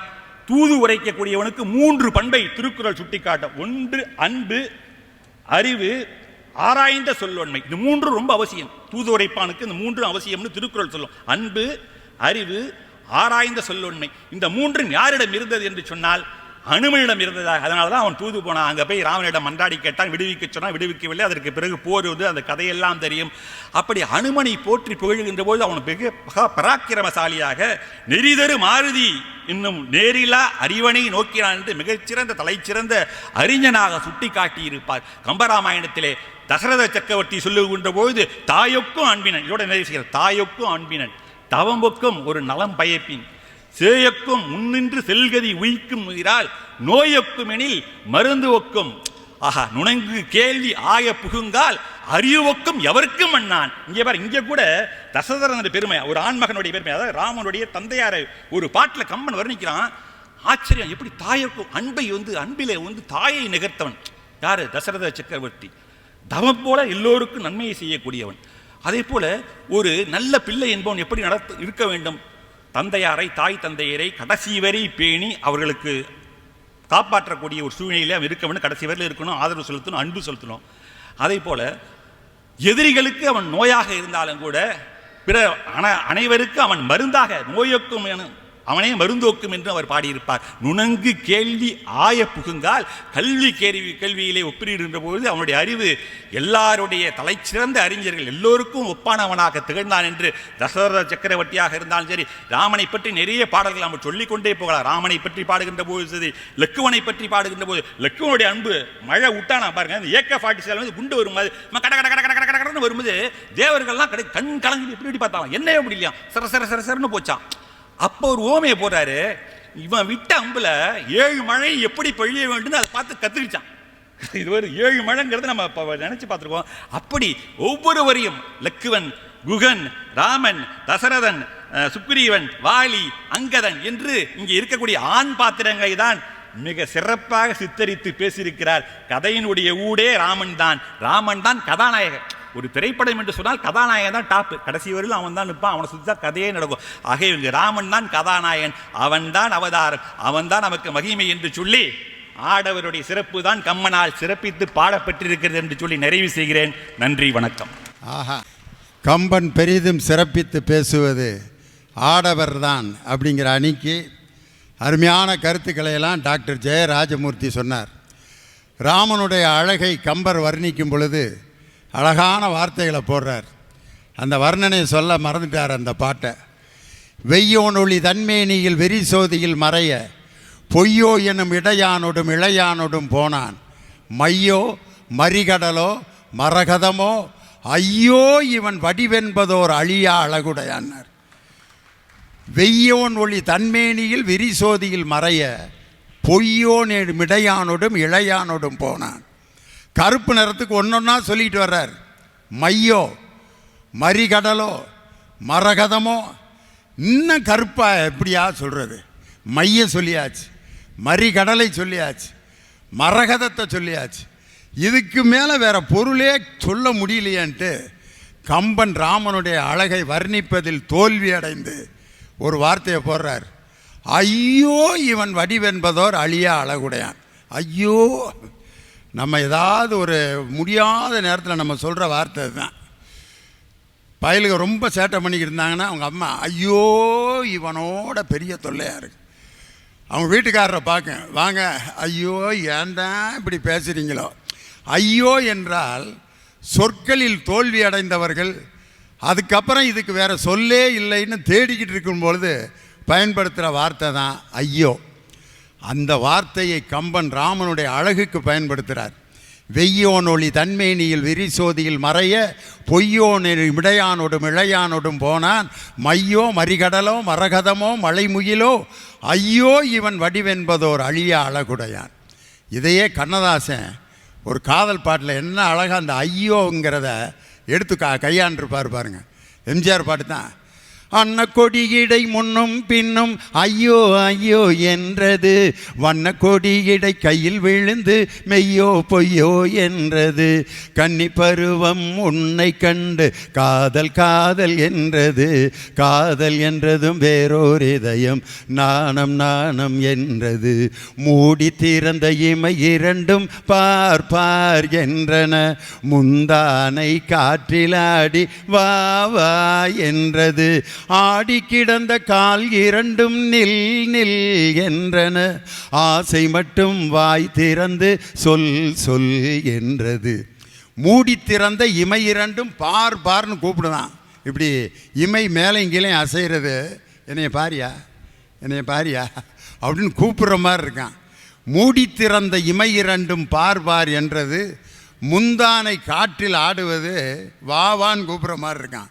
முந்தானை காற்றில் ஆடி வாவா என்றது, ஆடி கிடந்த கால் இரண்டும் நில் நில் என்றன, ஆசை மட்டும் வாய் திறந்து சொல் சொல் என்றதுன்ட்டு இடையை வர்ணிக்கும் போது கண்ணதாசனுக்கு வேறு வார்த்தை கிடைக்கல. ஏன்னா ஏற்கனவே பல வார்த்தையெல்லாம் பயன்படுத்தியாச்சு. கம்பன் கண்ட சீதை உந்தன் தாயல்லவா, இல்லை என்று சொல்வதுந்தன் இடையல்லவா, எல்லாம் சொல்லி முடிச்சிட்டாரு. இந்த பாட்டில் இடையை வர்ணிக்கும் பொழுது வேறு வார்த்தை கிடைக்காமல் கண்ணதாசன் அன்ன கொடியிடை முன்னும் பின்னும் ஐயோ ஐயோ என்றது. வார்த்தை கிடைக்காத ஒரு புலவன் ஐயோ என்ற வார்த்தையை தான் பயன்படுத்துவான் என்பதற்கு கம்பர் ராமனுடைய அழகை வர்ணிக்கும் போது ஐயோ இவன் வடிவென்பதோர் அழியா அழகுடையான். இப்படிப்பட்ட வர்ணனையை ஒரு ஆண் பாத்திரத்துக்குத்தான் கம்பர் பயன்படுத்தி இருக்கிறார் அப்படின்னு ரொம்ப அழகாக ராஜமூர்த்தி ராமனில் தொடங்கி எல்லாத்தையும் கொண்டு வந்தார். இனி மகளிரே என்ற அணிக்கு தன் கருத்துக்களை வழங்க வாங்க கோவை தனபால் உங்களுடைய பலத்த கரவொலியோடு வருகிறார். வாங்க தனபால். நீ பாட்டு கோயம்புத்தூர்கார் மாதிரி பேசி போட்டு போகாதீங்க, ரொம்ப அழகாக பேசணுங்க. யாவர்க்குமாம் இறைவர்க்கு ஒரு பச்சிலை, யாவர்க்குமாம் இறைவர்க்கு ஒரு பச்சிலை, யாவர்க்குமாம் பசுவிற்கு ஒரு வாயுரை, யாவர்க்குமாம் உண்ணும் போதொரு கைப்பிடி, யாவர்க்குமாம் பிறர்க்கு ஒரு இன்னுரை தானே. போற்றுதலுக்கும் பாராட்டுதலுக்கும் வணங்குதலுக்கும் உரிய பட்டிமண்டபத்தினுடைய கதாநாயகன் கலைமாமணி திண்டுக்கல் ஐ லியோனி அவர்களே, மேடையில் அலங்கரித்து கொண்டிருக்கின்ற சான்றோர் பெருமக்களே, 81வது ஆண்டு கம்பன் திருநாள் விழாவில் எங்களை எல்லாம் அழைத்து பெருமை சேர்த்திருக்கின்ற புரவலர் பெருந்தகை நீதியரசர் அவர்களே, தலைவர் சக்தி திருநாவுக்கரசு உள்ளிட்ட சான்றோர் பெருமக்களே, கூடியிருக்கின்ற தாய்மார்களே, பெரியோர்களே, உங்கள் அத்தனை பேருக்கும் எனது பணிவான வணக்கங்களை தெரிவித்துக் கொள்ளுகின்றேன். எதிரணியிலிருந்து வந்தார். அற்புதமான தலைப்பு கொடுத்திருக்கிறது. கம்பனில் மிகுதியும் சிறப்பிக்க பெறுபவர் ஆடவரா மகளிரா என்று கேள்வியை கேட்டிருக்கிறார்கள். எதிரணியிலிருந்து டாக்டர் வந்தார். ராமனுடைய அழகையெல்லாம் பறைசாற்றி கொள்கிறார். நாங்கள் ராமன் அழகு இல்லை என்று சொல்லுவதற்காக வரவில்லை. ராமன் அழகன்தான். ஆனால் சீதையும் அழகி என்பதை மறந்து விடாமல் இனி வரக்கூடியவர்களாவது பேச வேண்டும். காப்பியத்திற்கு ராமாயணம் என்றுதான் பெயர் வைத்திருக்கிறது. அதனால் ஆடவரைத்தான் மிகுதியாக இந்த காப்பியம் சொல்லி இருக்கிறது, மிஞ்சி பேசியிருக்கிறது என்ற அடிப்படையிலே அவர்கள் பேசினார்கள். உண்மையிலேயே நான் சொல்லுகின்றேன், சீதா புராணம் என்று கூட இந்த காப்பியத்திற்கு பெயர் வைத்திருக்கலாம். 15,000 வரிகளை எழுதிய கம்பனுக்கு பெயர் வைப்பதற்கு தெரியாதா? ஆனால் ஏன் கம்பர் சீதா புராணம் என்று பெயர் வைக்கவில்லை தெரியுமா? சீதா புராணம் என்று பெயர் வைத்தால் அது சீதையே ஒத்துக்கொள்ள மாட்டாள். ராமனுடைய பெயர்தான் இருக்க வேண்டும் என்று சீதையே ஆசைப்படுவாள். அதனால் தான் கம்பர் வைத்திருக்கிறார். கோயம்புத்தூர்காரர் எப்படி கொண்டு போகிறார் பாருங்க. என்னமோ கம்பர் சீதையை கூப்பிட்டு பேர் எப்படி வைக்கலாம்னு கேட்ட மாதிரியும், ராமர் பேரை வச்சிடாதீங்க, அது எனக்கு ரொம்ப வேதனையை தரேன், அதனால் இது என் பேரை வச்சிடாதீங்க, சீதாயனம்னு வச்சிடாதீங்க, அது என்னுடைய ராமனுக்கு இழுக்கு, அதனால் ராமாயணம்னே வச்சிருங்கன்ட்டு கம்பர்கிட்ட சீதை சொன்னது மாதிரியே கோயம்புத்தூரில் அவங்க கவுண்டம்பாளையத்தில் நடந்த ஒரு செய்தி மாதிரியே கொண்டு போகிறார் பாருங்க. சீதையே வேணான் இருப்பாங்க. நடுவர்களே, காப்பியத்திலே பெண்கள் பேசுகின்ற பேச்சுத்தான் அடிக்கோளாகவும் மேற்கோளாகவும் காட்டப்படுகிறது. எதிரினிலே பேசின மருத்துவர் சொன்னார், கல்லிருக்கும் மலர்கூந்தல் சானகையை மனச்சிறையில் கறந்த காதல் உள்ளிருக்கும் என கருதி உடல் புகுந்து புகுந்து தடவியதோ ஒருவன் வாழி என்று அந்த வரிகளை சொல்லுகின்ற பொழுது, அந்த வரிகள் யார் சொன்ன கூற்று தெரியுமா? ராவணனுடைய மனைவி மண்டோதரி கூறியதாக அங்கே வரியை கம்பர் படைக்கப்படுகிறார். எதற்காக தெரியுமா? ராமனுடைய வில்லிலிருந்து புறப்பட்ட அன்பு எத்தகைய பெரியது என்று ராமன் சொன்னால் அதை ஏற்றுக்கொள்ள முடியாது. அதை மற்றவர்கள் சொன்னால்தான் ஏற்றுக்கொள்ள முடியும். அதுவும் ராவணனுடைய மனைவி சொன்னால்தான் அதை ஏற்றுக்கொள்ள முடியும் என்பதற்காக மண்டோதரிக்கு கொடுத்த வரிகள். அதைவிட சீதையே ஒரு முறை சொல்லுகிறார், ராமனுடைய அன்பு எப்பேற்பட்டது தெரியுமா? அது சாதாரணம் இல்லை. அனுமன் கிட்ட சொல்லுவார், ராமனுடைய இழுக்கு வில்லுக்கும் அன்புக்கும் இழுக்கு வந்துடும், அதனால நான் உன்னுடைய தோளில் அமர்ந்து வரமாட்டேன், நீ ராமனை அனுப்பிவை, நான் வருகிறேன் என்று சொல்லுகின்ற பொழுது சீதையே ஒப்புதல் வாக்கு மூலம் கொடுக்கின்ற இடம்தான் அங்கே சீதையை பெருமையாக காமிக்கிறேன். நான் இன்னும் எளிமையாக சொல்லுகின்றேன். பாலகாண்டத்திலே சுயவரம் நடக்கிறது. விஸ்வாமித்திரரோடு ராமனும் லக்குமணனும் வருகிறார்கள். மாடத்தில் இருந்து சீதா பிராட்டியார் வழியிலே வருகின்ற ராமரை பார்க்கிறார். பார்க்கின்ற பொழுதே நடுவர் நீங்கள் சொன்னதைப் போல ராமர் மீது ஒரு பரிசம் ஏற்படுகிறது சீதாதேவிக்கு. ஆனால் அவருடைய ஆசையின் நிறைவாகவே அந்த வில்லை உடைத்து ராமன் தான் கணவன் என்கின்ற நிச்சயம் ஏற்படுகின்ற பொழுது, சீதைக்கு இந்த விஷயம் தெரிகின்ற பொழுது சீதை உண்மையிலேயே மெய் சிலிர்த்து அத்தனை பூரிப்புடன் இருக்கிறார். பின்னர் இந்த ராமன் யார், இவ்வளவு அழகானவன் யார் என்று நிற்கின்ற பொழுது 60,000 மனைவியரை கட்டிய தசரத மகாராஜாவனுடைய முதல் மகன் என்று கேள்விப்பட்டவுடன் சீதா பிராட்டியினுடைய கண்களில் நீர் சொரிகிறது. ராமன் பார்க்கிறான். இந்த உலகத்தையே அறிந்த ராமனுக்கு சீதையின் கண்களில் நீர் ஏன் வருகிறது என்று தெரியாதா?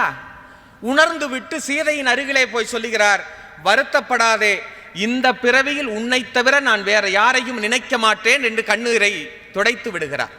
அன்பிற்குரிய பெரியோர்களே, ராமனுடைய மாண்பு கம்பர் எப்படி சித்தரிக்கிறார் என்று சொன்னால், இந்த பிறவியில் உன்னை தவிர வேற ஒருவரையும் நினைக்க மாட்டேன் என்று ராமனை உச்சத்தில் கொண்டு போகிறார் பாலகாண்டத்திலே. ஆனால் 5வது காண்டத்திலே நீங்கள் பாருங்கள், சுந்தர காண்டத்திலே அசோகவனத்திலே சீதா பிராட்டியார் அமர்ந்திருக்கிறார்.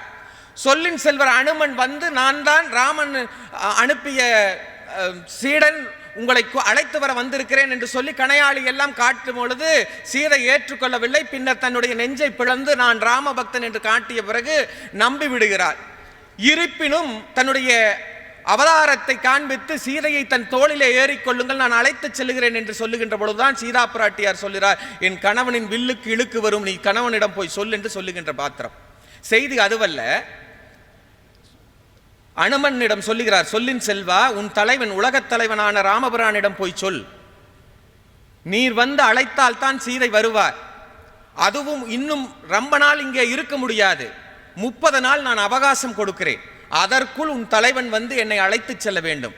அப்படி ஒரு நாளிகை கழிந்தால் கூட சீதா பிராட்டியார் அங்கே தீக்குளித்து இறந்து விடுவாள் என்று போய் சொல் என்று சொல்லி அனுப்புகிறார்.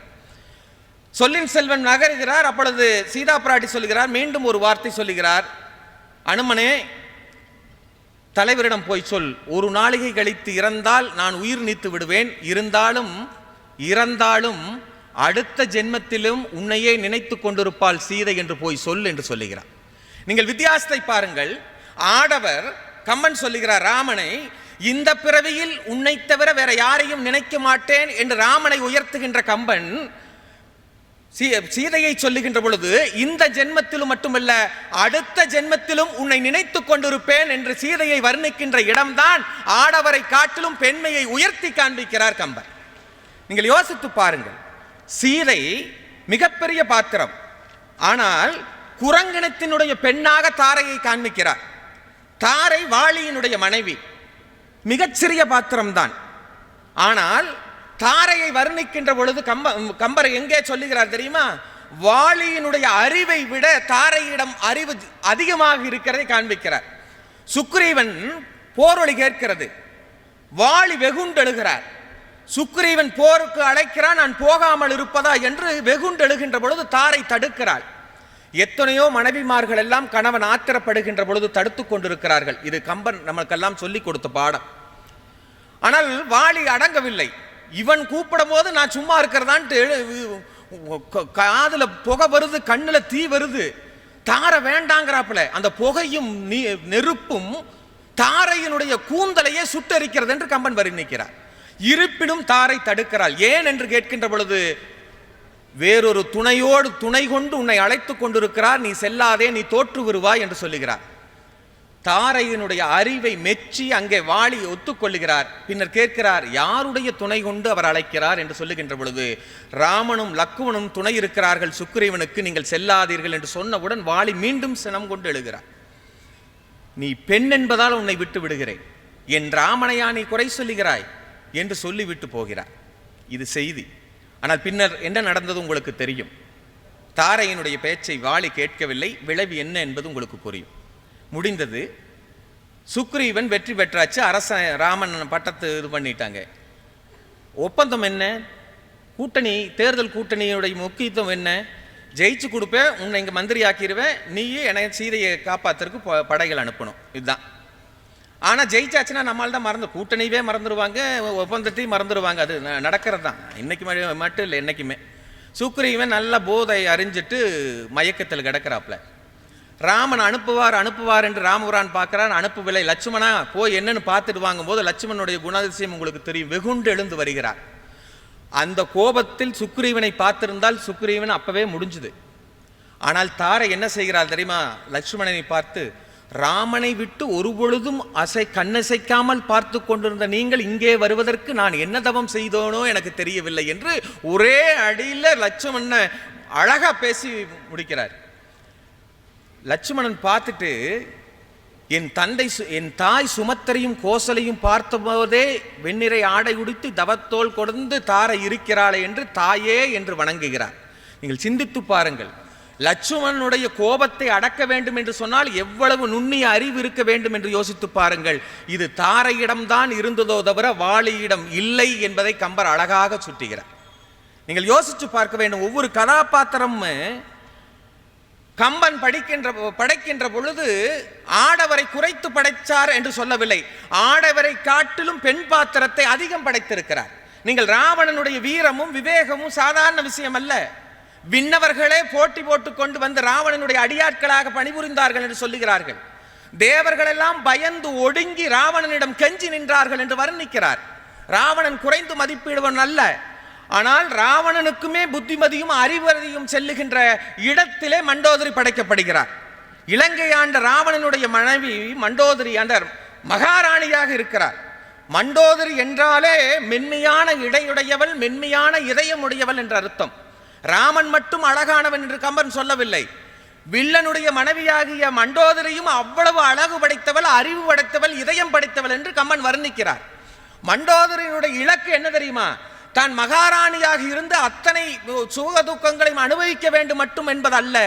ராவணன் எந்தெந்த இடத்திலெல்லாம் தடம் பிறழுகிறானோ அங்கெல்லாம் அறிவுரை சொல்லக்கூடிய ஒரு பாத்திரமாக மண்டோதரியை படைக்கிறார் கம்பர். நீங்கள் யோசிச்சு பாருங்கள், இந்த செஸ் விளையாட்டுன்னு ஒன்று இருக்கு, சதுரங்க விளையாட்டு. செஸ் விளையாட்டுல ஒவ்வொருத்தருக்கும் ஒரு விதிமுறைகள் இருக்கும். குதிரைனா இப்படி கிராஸா போகணும், யானைனா ஸ்டெப் பை ஸ்டெப்பா போகணும், சிப்பாயினா நேரா போகணும், ராஜானா இடது போகணும், இப்படி ஒரு விதிமுறை இருக்கு.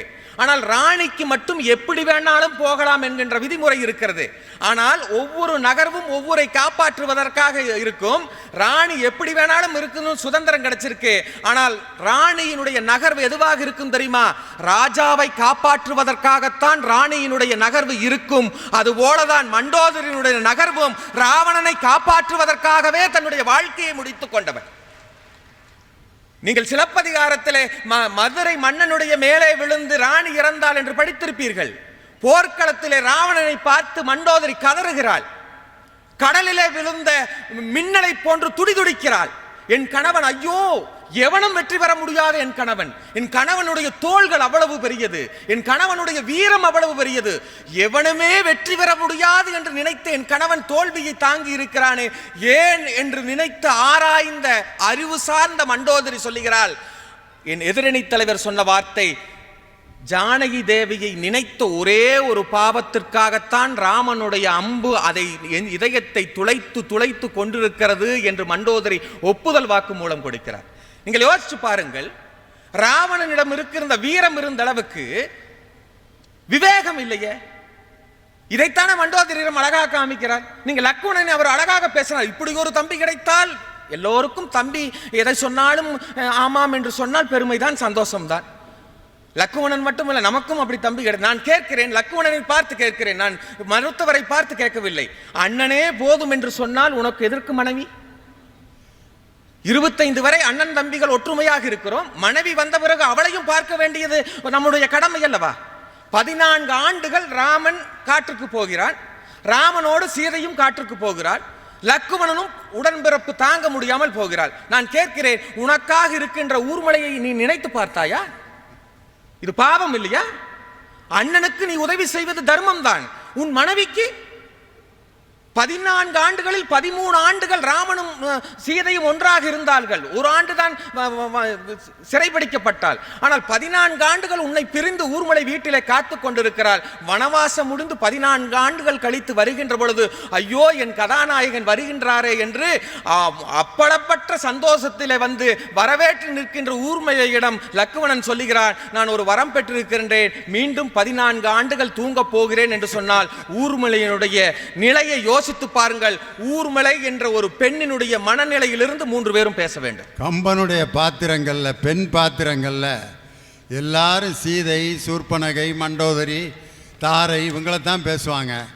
ஆனால் கோவை தனபால் ஒருத்தர் தான் ஊர்மிளைங்கிற ஒரு சிறிய பாத்திரம் எவ்வளவு வேதனைப்பட்டதுங்கிறத ரொம்ப நுட்பமாக உட்காந்து படிச்சிருக்காரு கம்பராமாயணம். எல்லாரும் அந்த முக்கிய பாத்திரங்களை தான் படிப்பாங்க. ஆனால் ஒரு சின்ன பாத்திரம் சினிமாவில் இந்த எழுத்து போட்டுட்டு மற்றும் பலர்னு போடுவாங்க பார்த்தீங்களா? அந்த மற்றும் பலர் யாருன்னா, அந்த கல்யாணத்தில் ஒரு 50 பேர் இப்படியே உட்காந்துருப்பாங்க. அவங்களுக்கு சம்பளம் 2000 ரூபா. பெரிய போலீஸ் ஐஜியாக நடிப்பார், அவர் எக்ஸ்ட்ரா நடிகராக இருப்பார். திருடனாக நடிக்கிறவன் 5 கோடி வாங்குவான். ஆனால் ஐஜியாக நடிக்கிறவர் எக்ஸ்ட்ரா நடிகராக இருப்பார், ஒரு சீன் வந்துட்டு போவார். அது மாதிரி ஊர்மிளை என்ற ஒரு சிறிய பாத்திரம் எவ்வளோ வேதனைப்பட்டது. அது லக்குவனுங்கிற கணவனுக்காக எவ்வளவு பெரிய தியாகத்தை பண்ணிட்டு 14 வருஷம் காட்டுக்கு போயிட்டு திருப்பி வந்த பிறகாவது எங்கேயாவது கூட்டிகிட்டு போவாருன்ற ஆசையாக அந்த பிள்ளை உட்காந்துருக்கு. நான் 14 வருஷம் தூங்க போகிறேன் திரும்ப அப்படின்னா அந்த பெண் மனது எவ்வளோ பாடுபட்டிருக்கும்ட்டு. எனது பார்வையில் ஆடவரையும் மகளிரையும் வேறுபடுத்தி பார்ப்பதை விட ஒரே குடும்பத்தில் ஆடவருக்கும் மகளிருக்கும் உள்ள வித்தியாசத்தை நான் எளிமையாக சொல்லி இருக்கின்றேன். லக்குவனிடம் இல்லாத பொறுமை ஊர்மலையிடம் அதிகம் காட்டப்பட்டது. வாளியிடம் இல்லாத அறிவு தாரையிடம் மிகுதியாக காட்டப்பட்டது. ராவணனிடம் இல்லாத அறம் மண்டோதரியிடம் அதிகமாக காட்டப்பட்டிருக்கிறது. ராமனிடம் இல்லாத பேரன்பு சீதையிடம் மிகுதியாக காட்டப்பட்டிருக்கிறது. ஒரு குடும்பத்திலே ஆடவரையும் மகளிரையும் வைத்தே நான் சொல்லி இருக்கின்றேன். இதைவிட ராமனுடைய வில்லுக்கு இழுக்கு என்று வருகின்ற பொழுது சீதை தாங்க முடியாமல் அல்லல் மாக்கால் இலங்கையதாகுமோ எல்லை நீத்த உலகங்கள் யாவும் என் சொல்லினால் சுடுவேன், அது தூயவன் வில்லின் ஆற்றற்கு மாசன்றோ என்ற ஒற்றை வரி போதும் தன் கணவனுடைய பெருமையை காப்பாற்றுவதற்காக சீதை எடுக்கின்ற ஒவ்வொரு முயற்சியும் மகளிருக்கு பெருமை சேர்க்கிறது என்று சொல்லி கம்பனின் வரிகளை நான் இங்கு அதிகமாக சொல்லவில்லை. ஆனால் கம்பனின் வழிகளை நான் அதிகமாக சொல்லி இருக்கின்றேன். உங்கள் செவிகளில் என் ஒளிகளை கேட்டிருக்கிறீர்கள். நல்ல வழியை எங்களுக்கு தாருங்கள் என்று சொல்லி நிறைவு செய்கின்றேன். நன்றி, வணக்கம். கோவை தனபால். ராமே உழவு சிறப்படைஞ்சதற்கு காரணம் சீதையினுடைய அழகு தானையா. இப்போ பட்டிமன்றத்தினுடைய தலைப்பு மாறிடுச்சு, ராமன் அழகா சீதை அழகான்னு. இதுக்கு நான் எப்படி பதில் சொல்கிறதுன்னு எனக்கு தெரியல. ராமன் அழகுதான்னு சொன்னால் வீட்டில் போய் நான் நிம்மதியாக கஞ்சி குடிக்க முடியாது. சீதை தான் அழகுன்னா எல்லா ஆம்பளை மாதிரி தான் நீ இருக்க அப்படின்னு இருப்பாங்க. எங்கிட்டு நான் சொன்னாலும் எனக்கு தீர்ப்பு மாறிடும். ஆனால் சீதையினுடைய பெருமையை பற்றி நீங்கள் நினைவு கூறாமல் ராமனுடைய அழகையும் ராமனுடைய வீரத்தையும் பற்றியே பேசி கொண்டிருக்கிறீர்களே. ஒரு மனைவி கணவன் மீது அன்பாக இருப்பது ஒரு பெரிய விஷயம் கிடையாது. பழைய இலக்கியங்களில் கூட சொல்லியிருப்பாங்க, இம்மை மாறி மறுமை ஆகினும் நீ ஆகியர் என் கணவர், நானாகியர் நின் நெஞ்சு நேர்பவளே. எத்தனை பிறவிகள் ஆனாலும் நீங்கள் தாங்க எனக்கு வீட்டுக்காரரா வரணும் அப்படின்னு ஒரு பெண் சொல்கிறான்னா என்ன அர்த்தம்னா, உன்னைய மாதிரி ஒரு ஆள் எனக்கு கிடைக்கவே கிடைக்காது, உன்னைய மாதிரி ஒரு இல்சாப்பு எனக்கு கிடப்பானே, இந்த பிறவியில் இல்லை 6 பிறவிலையும் நீ தாயா கிடைக்கணும் அப்படின்னா ஒரு பரிதாபமான ஆள் கணவனாக இருந்தால் ஒரு மனைவி அப்படி சொல்லுவாங்க. பழைய சங்க இலக்கியங்களில் யாயும் யாயும் யாராகியரோ எந்தையும் நுந்தையும் எம்முறை கேளீர், நீயும் நானும் எம்முறை அரிதும் செம்புல பெயல் நீர் போல் அன்புடை நெஞ்சம் தாம் கலந்தனவேன்னு நீரில் செம்மண் கலந்தது போல நாம் இருவரும் கலந்திருப்போம்னு ஒரு பெண் சொல்கிறார். இதெல்லாம் பெண்கள் ஆண்களிடம் காதலை வெளிப்படுத்தும் முறை. அதனால் குடும்ப மகிழ்ச்சியாக இருக்கிறது இயல்பு தான். ஆனால் ராமன் சீதையினுடைய காதலில் எது தெரியுமா மிக தனித்தன்மை வாய்ந்தது? ஒரு பெண் ஆணிடம் காதலை வெளிப்படுத்துவது, அன்பாக இருப்பது ரொம்ப இயல்பு. ஏன்னா பெண்கள் எப்பயுமே ரொம்ப நுட்பமானவர்கள். ஆம்பளையெல்லாம் பாருங்கள் எல்லாத்தையும் நம்பிடுவான், வீட்டுக்கு வர்றவங்க 50 பேர்த்தையும் நம்பிடுவான். ஆனால் பெண்கள் வர்றவனை கரெக்டாக கணிச்சிடுவாங்க. ஆள் ஒரு மாதிரி இருக்கேன், இவரை எது கூட்டி வந்தீங்க, இவன் ரொம்ப ஃப்ரெண்டு, அப்படியா, இல்லை எனக்கு என்னம்மா அப்படி நல்லது மாதிரி தெரியல, எதுக்கும் கொஞ்சம் ஜாக்கிரதையாக இருங்க. கரெக்டாக பாருங்கள், அவன் ஏமாத்துறவனாக இருப்பான். பெண்களுக்கு இந்த நுட்பமான அறிவை இயல்பாகவே இறைவன் படைத்திருக்கிறான், அந்த நுட்பம் அறிவு. அதனால தான் வீட்டில் ஒரு பையனை ஒரு அம்மா உட்காந்துருக்காங்க, செருப்பு சத்தம் கேட்குது. அவங்க அம்மா மகனை பார்த்து, உங்கள் அப்பா வந்துட்டார், கதவை திறடா அப்படின்னு கதவை திறந்து பார்த்தா அவங்க அப்பா. செருப்பு சத்தத்தை வச்சு எப்படிம்மா அப்பான்னு கண்டுபிடிச்சாங்க. இவ்வளவு கேணத்தனமாக உலகத்தில் வேறு யாராவது செருப்பு போட்டு நடப்பாங்களா? சரக்குன்னு இழுத்துட்டு வர்றதுலேயே தெரிஞ்சுக்கிட்டான்டா உங்கள் அப்பான்னு. 15 வருஷம்டா அந்த செருப்பு சத்தம் காதிலேயே கேட்டு பழக்கமாயிருச்சு. இன்னொரம்மா சொல்லிச்சு, காலிங் பெல் அடிக்கிறாரு, கிங் அப்படின்னு அடித்தோன்னே உங்கள் அப்பா வந்திருக்காரு எப்படின்னு திறந்து பார்த்தா அவங்க அப்பா. காலிங் பெல் யாரோ அடிக்கிறாங்க, அப்பா தான் அடித்தாருன்னு எப்படிம்மா கண்டுபிடிச்ச? இவ்வளவு கஞ்சத்தனமாக உலகத்தில் யாராவது காலிங் பெல் அடிப்பானா? கொஞ்ச நேரம் அமுக்குனா தான் என்ன அப்படின்னு நிறுத்திடுறாரு. என்னடான்னு கேட்டால் கரண்ட்டு பில்லு ஓவராக போய்கிட்டு இருக்கு அப்படின்னு. பூவே எனக்கு இந்த முடி தான் வாங்கி கொடுப்பாரு.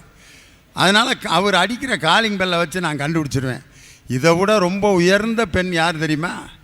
ஒன்றும் சத்தமும் கேட்கல, செருப்பு சத்தமும் கேட்கல, காலிங் பெல்லும் அடிக்கலை.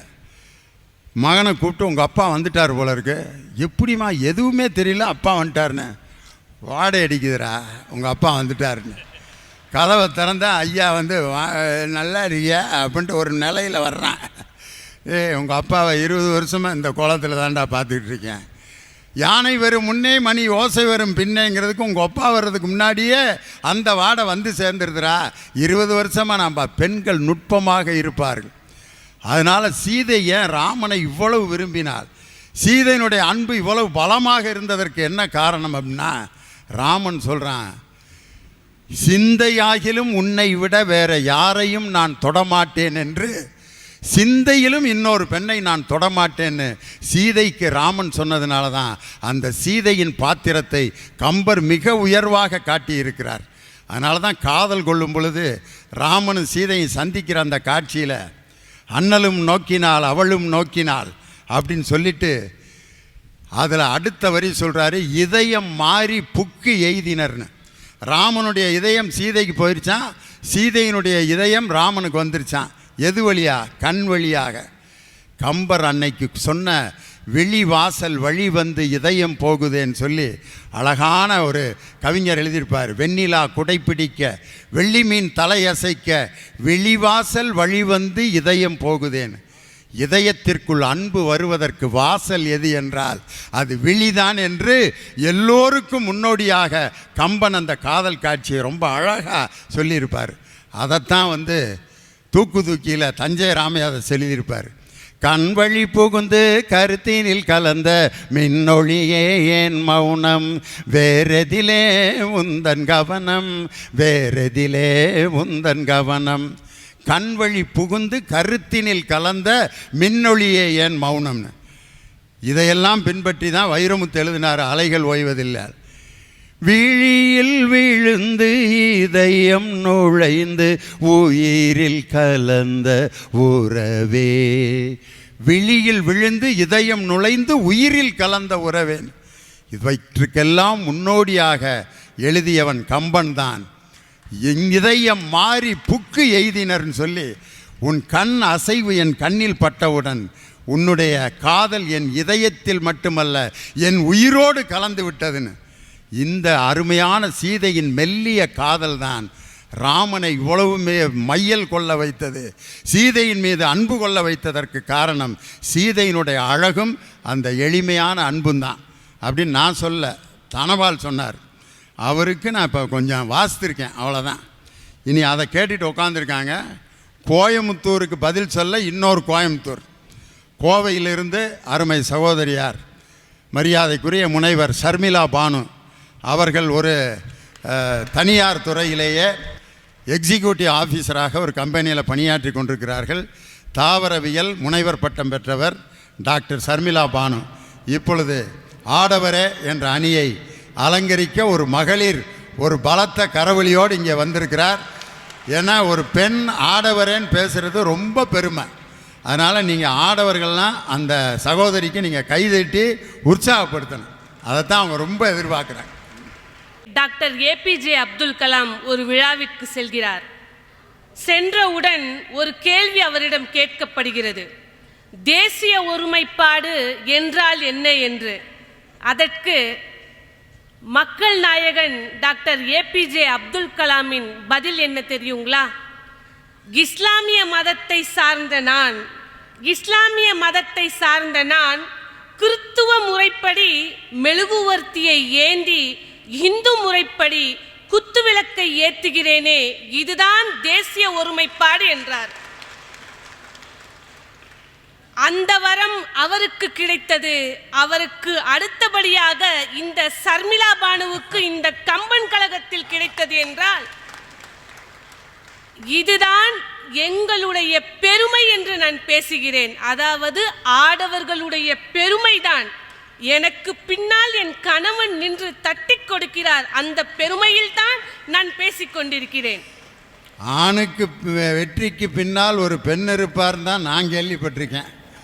இவங்க கோயம்புத்தூரில் அது அப்படியே மாறி இருக்கு பாருங்க. என் வெற்றிக்கு பின்னால் என் கணவர் இருக்கிறார். உண்மையிலே சமுதாயம் இப்படித்தான் மாற வேண்டும். ஒரு ஆணையே வெற்றியடைய செய்வது ஒரு சமுதாய மாற்றம் அல்ல. ஒரு பெண்ணை வெற்றியடைய செய்ய ஆண்கள் பின்னிருந்து உதவி செய்வது தான் இன்றைய புதிய சமுதாயத்தினுடைய வழி. அது ஷர்மிளா பானு துவக்கி வச்சுருக்காங்க. ரொம்ப சந்தோஷம்ப்பா. யார் அவர்? அவங்க வீட்டுக்காரரு அங்க அந்த உட்கார்ந்து இருக்காரு, ரொம்ப பரிதாம ஓரத்தில் உட்காந்துருக்காரு. இந்த இங்கே இருக்காரு.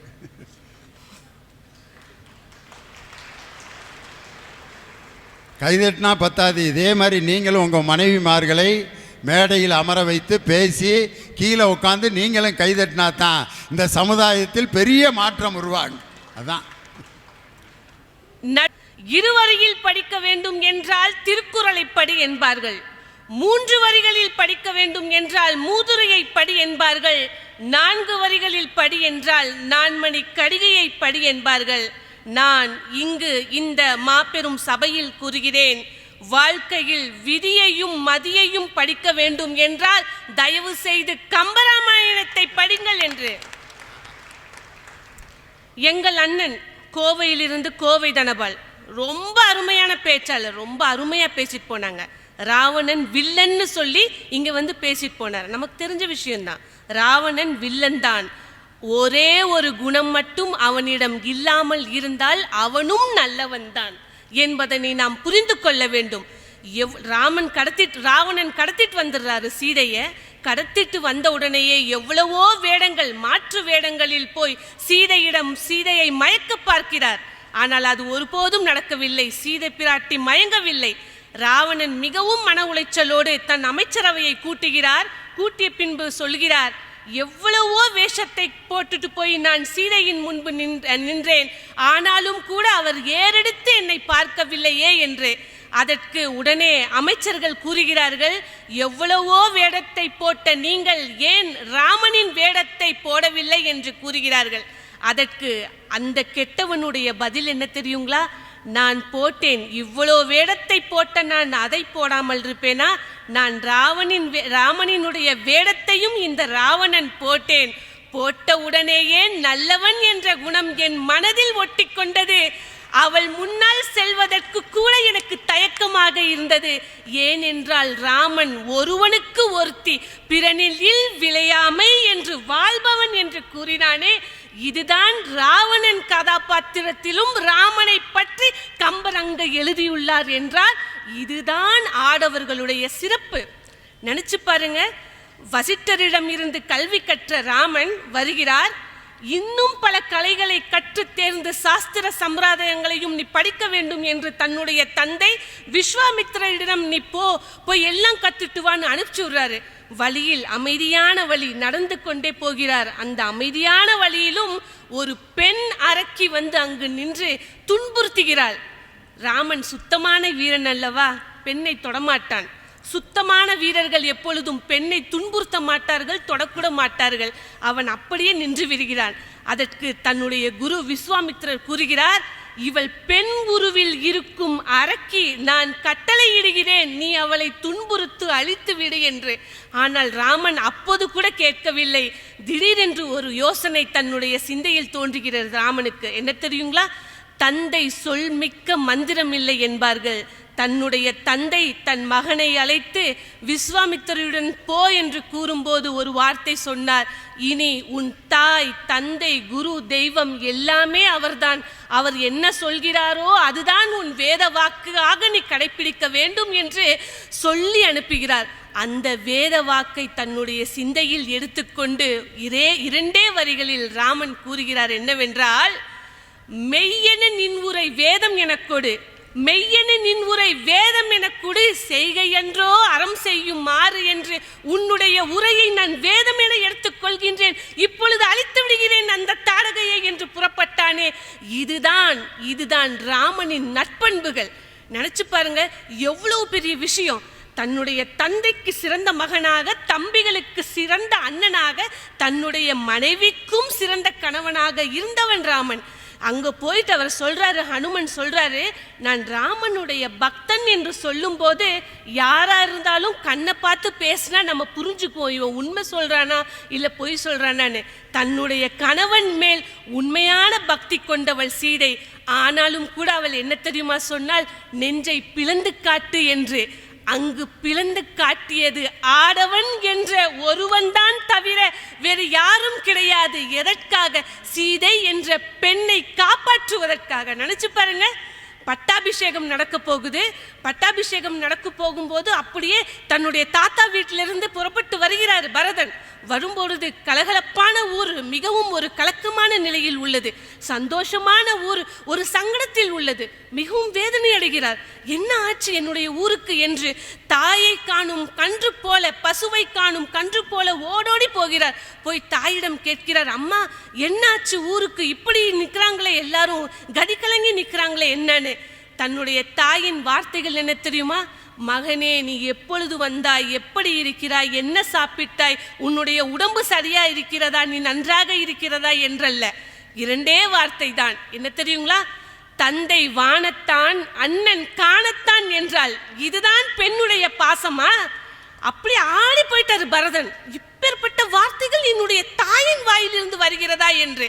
அதற்கு தாய் மறுபடியும் சொல்லுகிறார், நான் வரத்தை வாங்கிக் கொண்டு அனுப்பினேன் உன் அண்ணனை காட்டுக்கு என்று. நான் வரத்தை வாங்கிக் கொண்டு அனுப்பினேன் உன் அண்ணனை காட்டுக்கு என்று. என்ன வரம் இவங்க வாங்கியிருப்பாங்கன்னு நினைச்சு பார்க்கும்போது அவங்க சொல்றா, கைதேகி சொல்றா, ஏய வரங்கள் இரண்டினில் ஒன்றினால் என் சேய் அரசாள்வது, சீதை கேள்வன் ஒன்றினால் போய் வனம் ஆள்வது. அதாவது அங்கு கூட பாருங்க, தன்னுடைய பிள்ளை வளர்க்காவிட்டாலும் ஊரான் பிள்ளையை ஊட்டி வளர்த்தா தன் பிள்ளை தானே வளரும் என்பார்கள். ஆனால் அங்கு கூட தன்னையே ஒரு தெய்வமாக கருதும் ராமனை ஒரு பிள்ளையாக அதுவரை கருதி கொண்டிருந்த கைதேகி என்ன கூறுகிறார்? சீதையின் கணவன் போய் வனமாள்வது. இதுதான் பெண்ணுக்குரிய பெருமையா? நினைச்சு பார்க்க வேண்டாமா? அங்க தனக்கு பதவி கிடைக்க போகிறது, கிடைத்து விட்டது என்ற பெருமையில் பரதன் நிற்கவில்லை.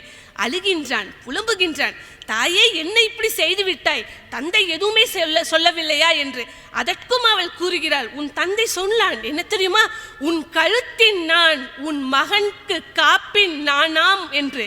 அதாவது உன் கழுத்தில் தொங்கக்கூடிய மஞ்சத்தாளிக்கும் நான் தான் பொறுப்பு.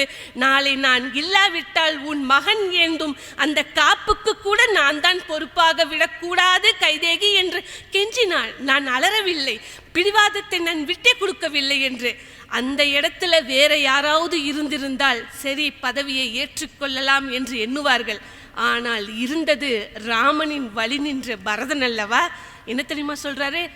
ஆதியும் முனியும் என்று அஞ்சினேன் அலால், ஆதியும் முனியும் என்று அஞ்சினேன் அலால், தாய் என்னும் பெயர் தடக்கற்பாலதோ என்று.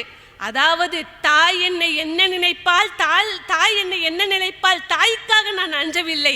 நாளை உன்னை துன்புறுத்தி விட்டால் என் அண்ணன் ராமன் வந்து கேட்கும் போது நான் என்ன பதில் சொல்லுவேன்?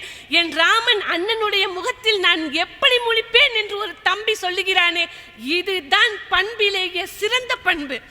ஓடுறாரு, அப்படியே காட்டுக்கு ஓடுறாரு. ஓடி போனவர் சொல்றாரு, அண்ணே வானே வந்து பதவி ஏத்துக்கோ வான்னு. அவர் வரமாட்டேங்கிறாரு. ஏன் தெரியுங்களா?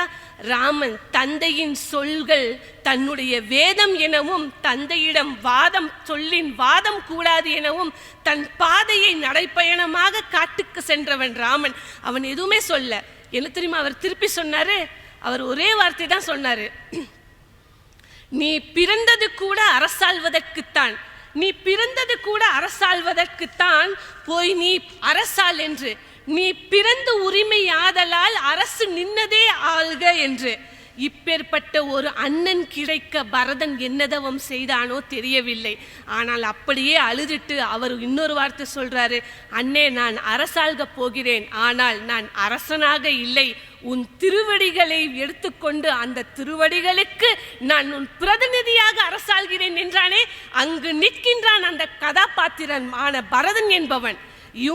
இவர் முடிக்கும் போது கோவை நடவாள் என்ன சொல்லி போனாரு, நான் கம்பன் வரிகளை தொடவில்லைன்னு. ஒரே வரிதான், கைதேக்கியோட ஒரே வரிதான், 2 வரம் தான், வாழ்க்கையே முடிஞ்சு போச்சுல்ல ராமனோடது. நினைச்சு பாருங்க, சூர்பனகை அவளோடதும் ஒரே ஒரு வரிதான். அண்ணன்கிட்ட ஓடி போய் சொல்றா, அண்ணே என்னுடைய மூக்க உடைச்சிட்டாங்க, என்னுடைய வாயை உடைச்சிட்டாங்கன்னு. நீ என்ன பண்ணேன்னு அண்ணன் திருப்பி கேட்கும் போது ஒரே வரிதான், அண்ணன் ஒரே வரிதான் சொன்னான். என்ன தெரியுங்களா? வில் ஒன்றில் கடிகை வில் ஒன்றில் கடிகை மூன்றில் ஏறினர் விண்ணில் அப்படின்னு. அதாவது தன்னுடைய அரக்கர் குடும்பத்தில் இருக்கக்கூடிய 2 ஜான்பவான்களையும் மண்ணுலக மாண்டர்களான மனிதர்களான ராமனும் லக்வனும் கொன்று விட்டார்கள். நீ வந்து அவங்களுக்கு பதில் சொல்லுன்னு உசுப்பி விட்டாலே அவளும் ஒரு பெண்தான் என்பதை நீங்கள் ஒருபோதும் மறந்து விடாதீர்கள். நினைச்சு பாருங்க, எல்லா விஷயத்துக்கு பின்னாடி ஒவ்வொரு பெண்ணுடைய கதாபாத்திரம் தான் அப்படியே நிலைத்து நிற்கிறது. அப்படியே காட்டுக்கு போறாரு ராமன், சீதையுடன் போகிறவர் கேட்கிறார், அந்த நதியை நாங்கள் கடக்க வேண்டும், என்ன செய்வது என்று. மூங்கில்களை எல்லாம் தெப்பமாக கட்டி தன்னுடைய தம்பி தன்னுடைய அண்ணனையும் சீதாவையும் அமரச் செய்து தன்னுடைய கைகளை துடுப்பாக்கி கொண்டு இக்கரையிலிருந்து அக்கறைக்கு சென்றானே, இதுதான் பண்பில் மிகப்பெரிய பண்பு, பற்று என்பதை நீங்கள் உணர்ந்து கொள்ள வேண்டும். இதெல்லாம் எதுக்கு சொல்லிட்டு இருக்கேன்னா, ஆடவர்களுடைய மாண்பு என்பது எப்பேற்பட்டது என்றால், பெண்களின் மாண்பு என்பது வெறும் மேலோட்டமானது, ஜிகுஜிகுன்னு எல்லாத்துக்கும் வெளியில தெரியும். ஆனா ஆடவர்களின் மாண்பு என்பது உயிரோட்டமானது. உள்ளுக்குள்ள உணர்ந்தவர்களுக்கு மட்டும்தான் அந்த விஷயம் என்னவென்று தெரியும். அதற்கு ராமன் கேட்கிறார், என்று கற்றனை நீ இது போல் தம்பி என்று கேட்கிறார். ஒரு நிமிடம் கூட என்னை விட்டு விலகவே இல்லையே, இப்பேற்பட்ட ஒரு வீட்டை கட்டியிருக்கிறார், எங்களை அழைத்து வந்திருக்கிறார், எப்படி என்று. லக்குவணன் ஒண்ணுமே சொல்லவில்லை. ஏன்னா தன்னுடைய அண்ணனுக்காக இரவும் பகலும் கிட்டத்தட்ட 14 வருடங்கள் தன்னுடைய அண்ணன் இமைகள் மூடி தன் உறக்கம் கொள்ள வேண்டும் என்பதற்காக இரவு முழுவதும் தன் கண்களை இமைகளை அப்படியே வில்லாக்கி அம்பாக்கி அப்படியே பாதுகாத்தவன் லக்குவணன் என்பதை நீங்கள் மறந்துவிடக்கூடாது. குகன் கிட்ட கேட்கிறாரு பரதன், எங்க ராமர் தூங்குறாரு அப்படின்னு. தூங்குனான்னு கேட்கும்போது குகன் அழுதுட்டே சொன்னாராமா, என்னன்னு, அதோ அங்க தெரியுதே புல்தரை, அதில் தான் ராமன் உறங்குவான் என்று. அவனுக்கு அந்த கற்களை வைத்து கொண்டுதான் தலைமேல் வந்து தன்னுடைய அந்த பில்லோ மாதிரி வச்சுதான் தூங்கிட்டு இருப்பாரு அப்படின்னு அப்படியே அழுதுட்டார் அவரு. அழுகும்போது குகனுடைய வரிகள் பாருங்க, கம்பர் அங்கதான் நிக்கிறாரு. என்ன சொல்றாரு என்னன்னு, அல்லை ஆண்டு அமைந்த மேனி அழகனும் அவளும் துஞ்ச. அதாவது அப்பேற்பட்ட அழகுடைய ராமனும் சீதையும் உறங்கிக் கொண்டிருக்கும் போது சீதை என்ற ஒரு வார்த்தை கூட அவன் சொல்லவில்லை குகன். அவள் என்ற அந்த வார்த்தையை கூறுகிறான் என்றால் அவன் காட்டில் இருந்தவன் தான், ஆனால் கலாச்சாரத்தை அவன் மறக்கவில்லை. அவன் ஓடம் ஓட்டுபவன் தான், ஆனால் ஒழுக்கத்தில் இருந்து ஒருபோதும் நிலைத்திருந்ததில்லை. அவன் மாமிசத்தை உண்பவன் தான், ஆனால் மனிதர்களின் மனங்களை உணர்ந்தவன் குகன் என்பதை இந்த கதாபாத்திரத்தில் கம்பர் ஒழுக்க சீரனாக குகனை காண்பிக்கிறார். இதே மாதிரிதான் ஒரு சபையில எல்லாம் பேசிட்டு இருக்கிறாங்க. பேசிட்டு இருக்கும்போது குகன் தேனும் மீனும் கலந்த கலவையை எடுத்துக்கொண்டு போறார் ராமனுக்கு. சபையில் அமர்ந்த அனைவரும் அப்படியே மூஞ்சி சுளிக்கிறாங்க, தேனும் மீனும் கலந்து கொண்டு வந்திருக்கிய அப்படின்னு. அப்போ குகன் இப்படியே பார்த்துட்டு, உங்களுக்கு என்ன பிடிக்குமோ பண்ணுங்க, உங்களுக்கு பிடிச்சா சாப்பிடுங்க அப்படின்னு சொல்லும்போது ராமனுடைய வார்த்தைகள் அங்க என்ன தெரியுமா இருக்குது? ரொம்ப அருமையான வார்த்தை. பரிவினில் தலிய எண்ணின் பவித்ரம். அதாவது யாக குண்டத்தில் உருவாகக்கூடிய அந்த அவிஷ் என்று அந்த உணவை விட உணவுக்கு சமமான உணவு உன்னுடைய உணவு.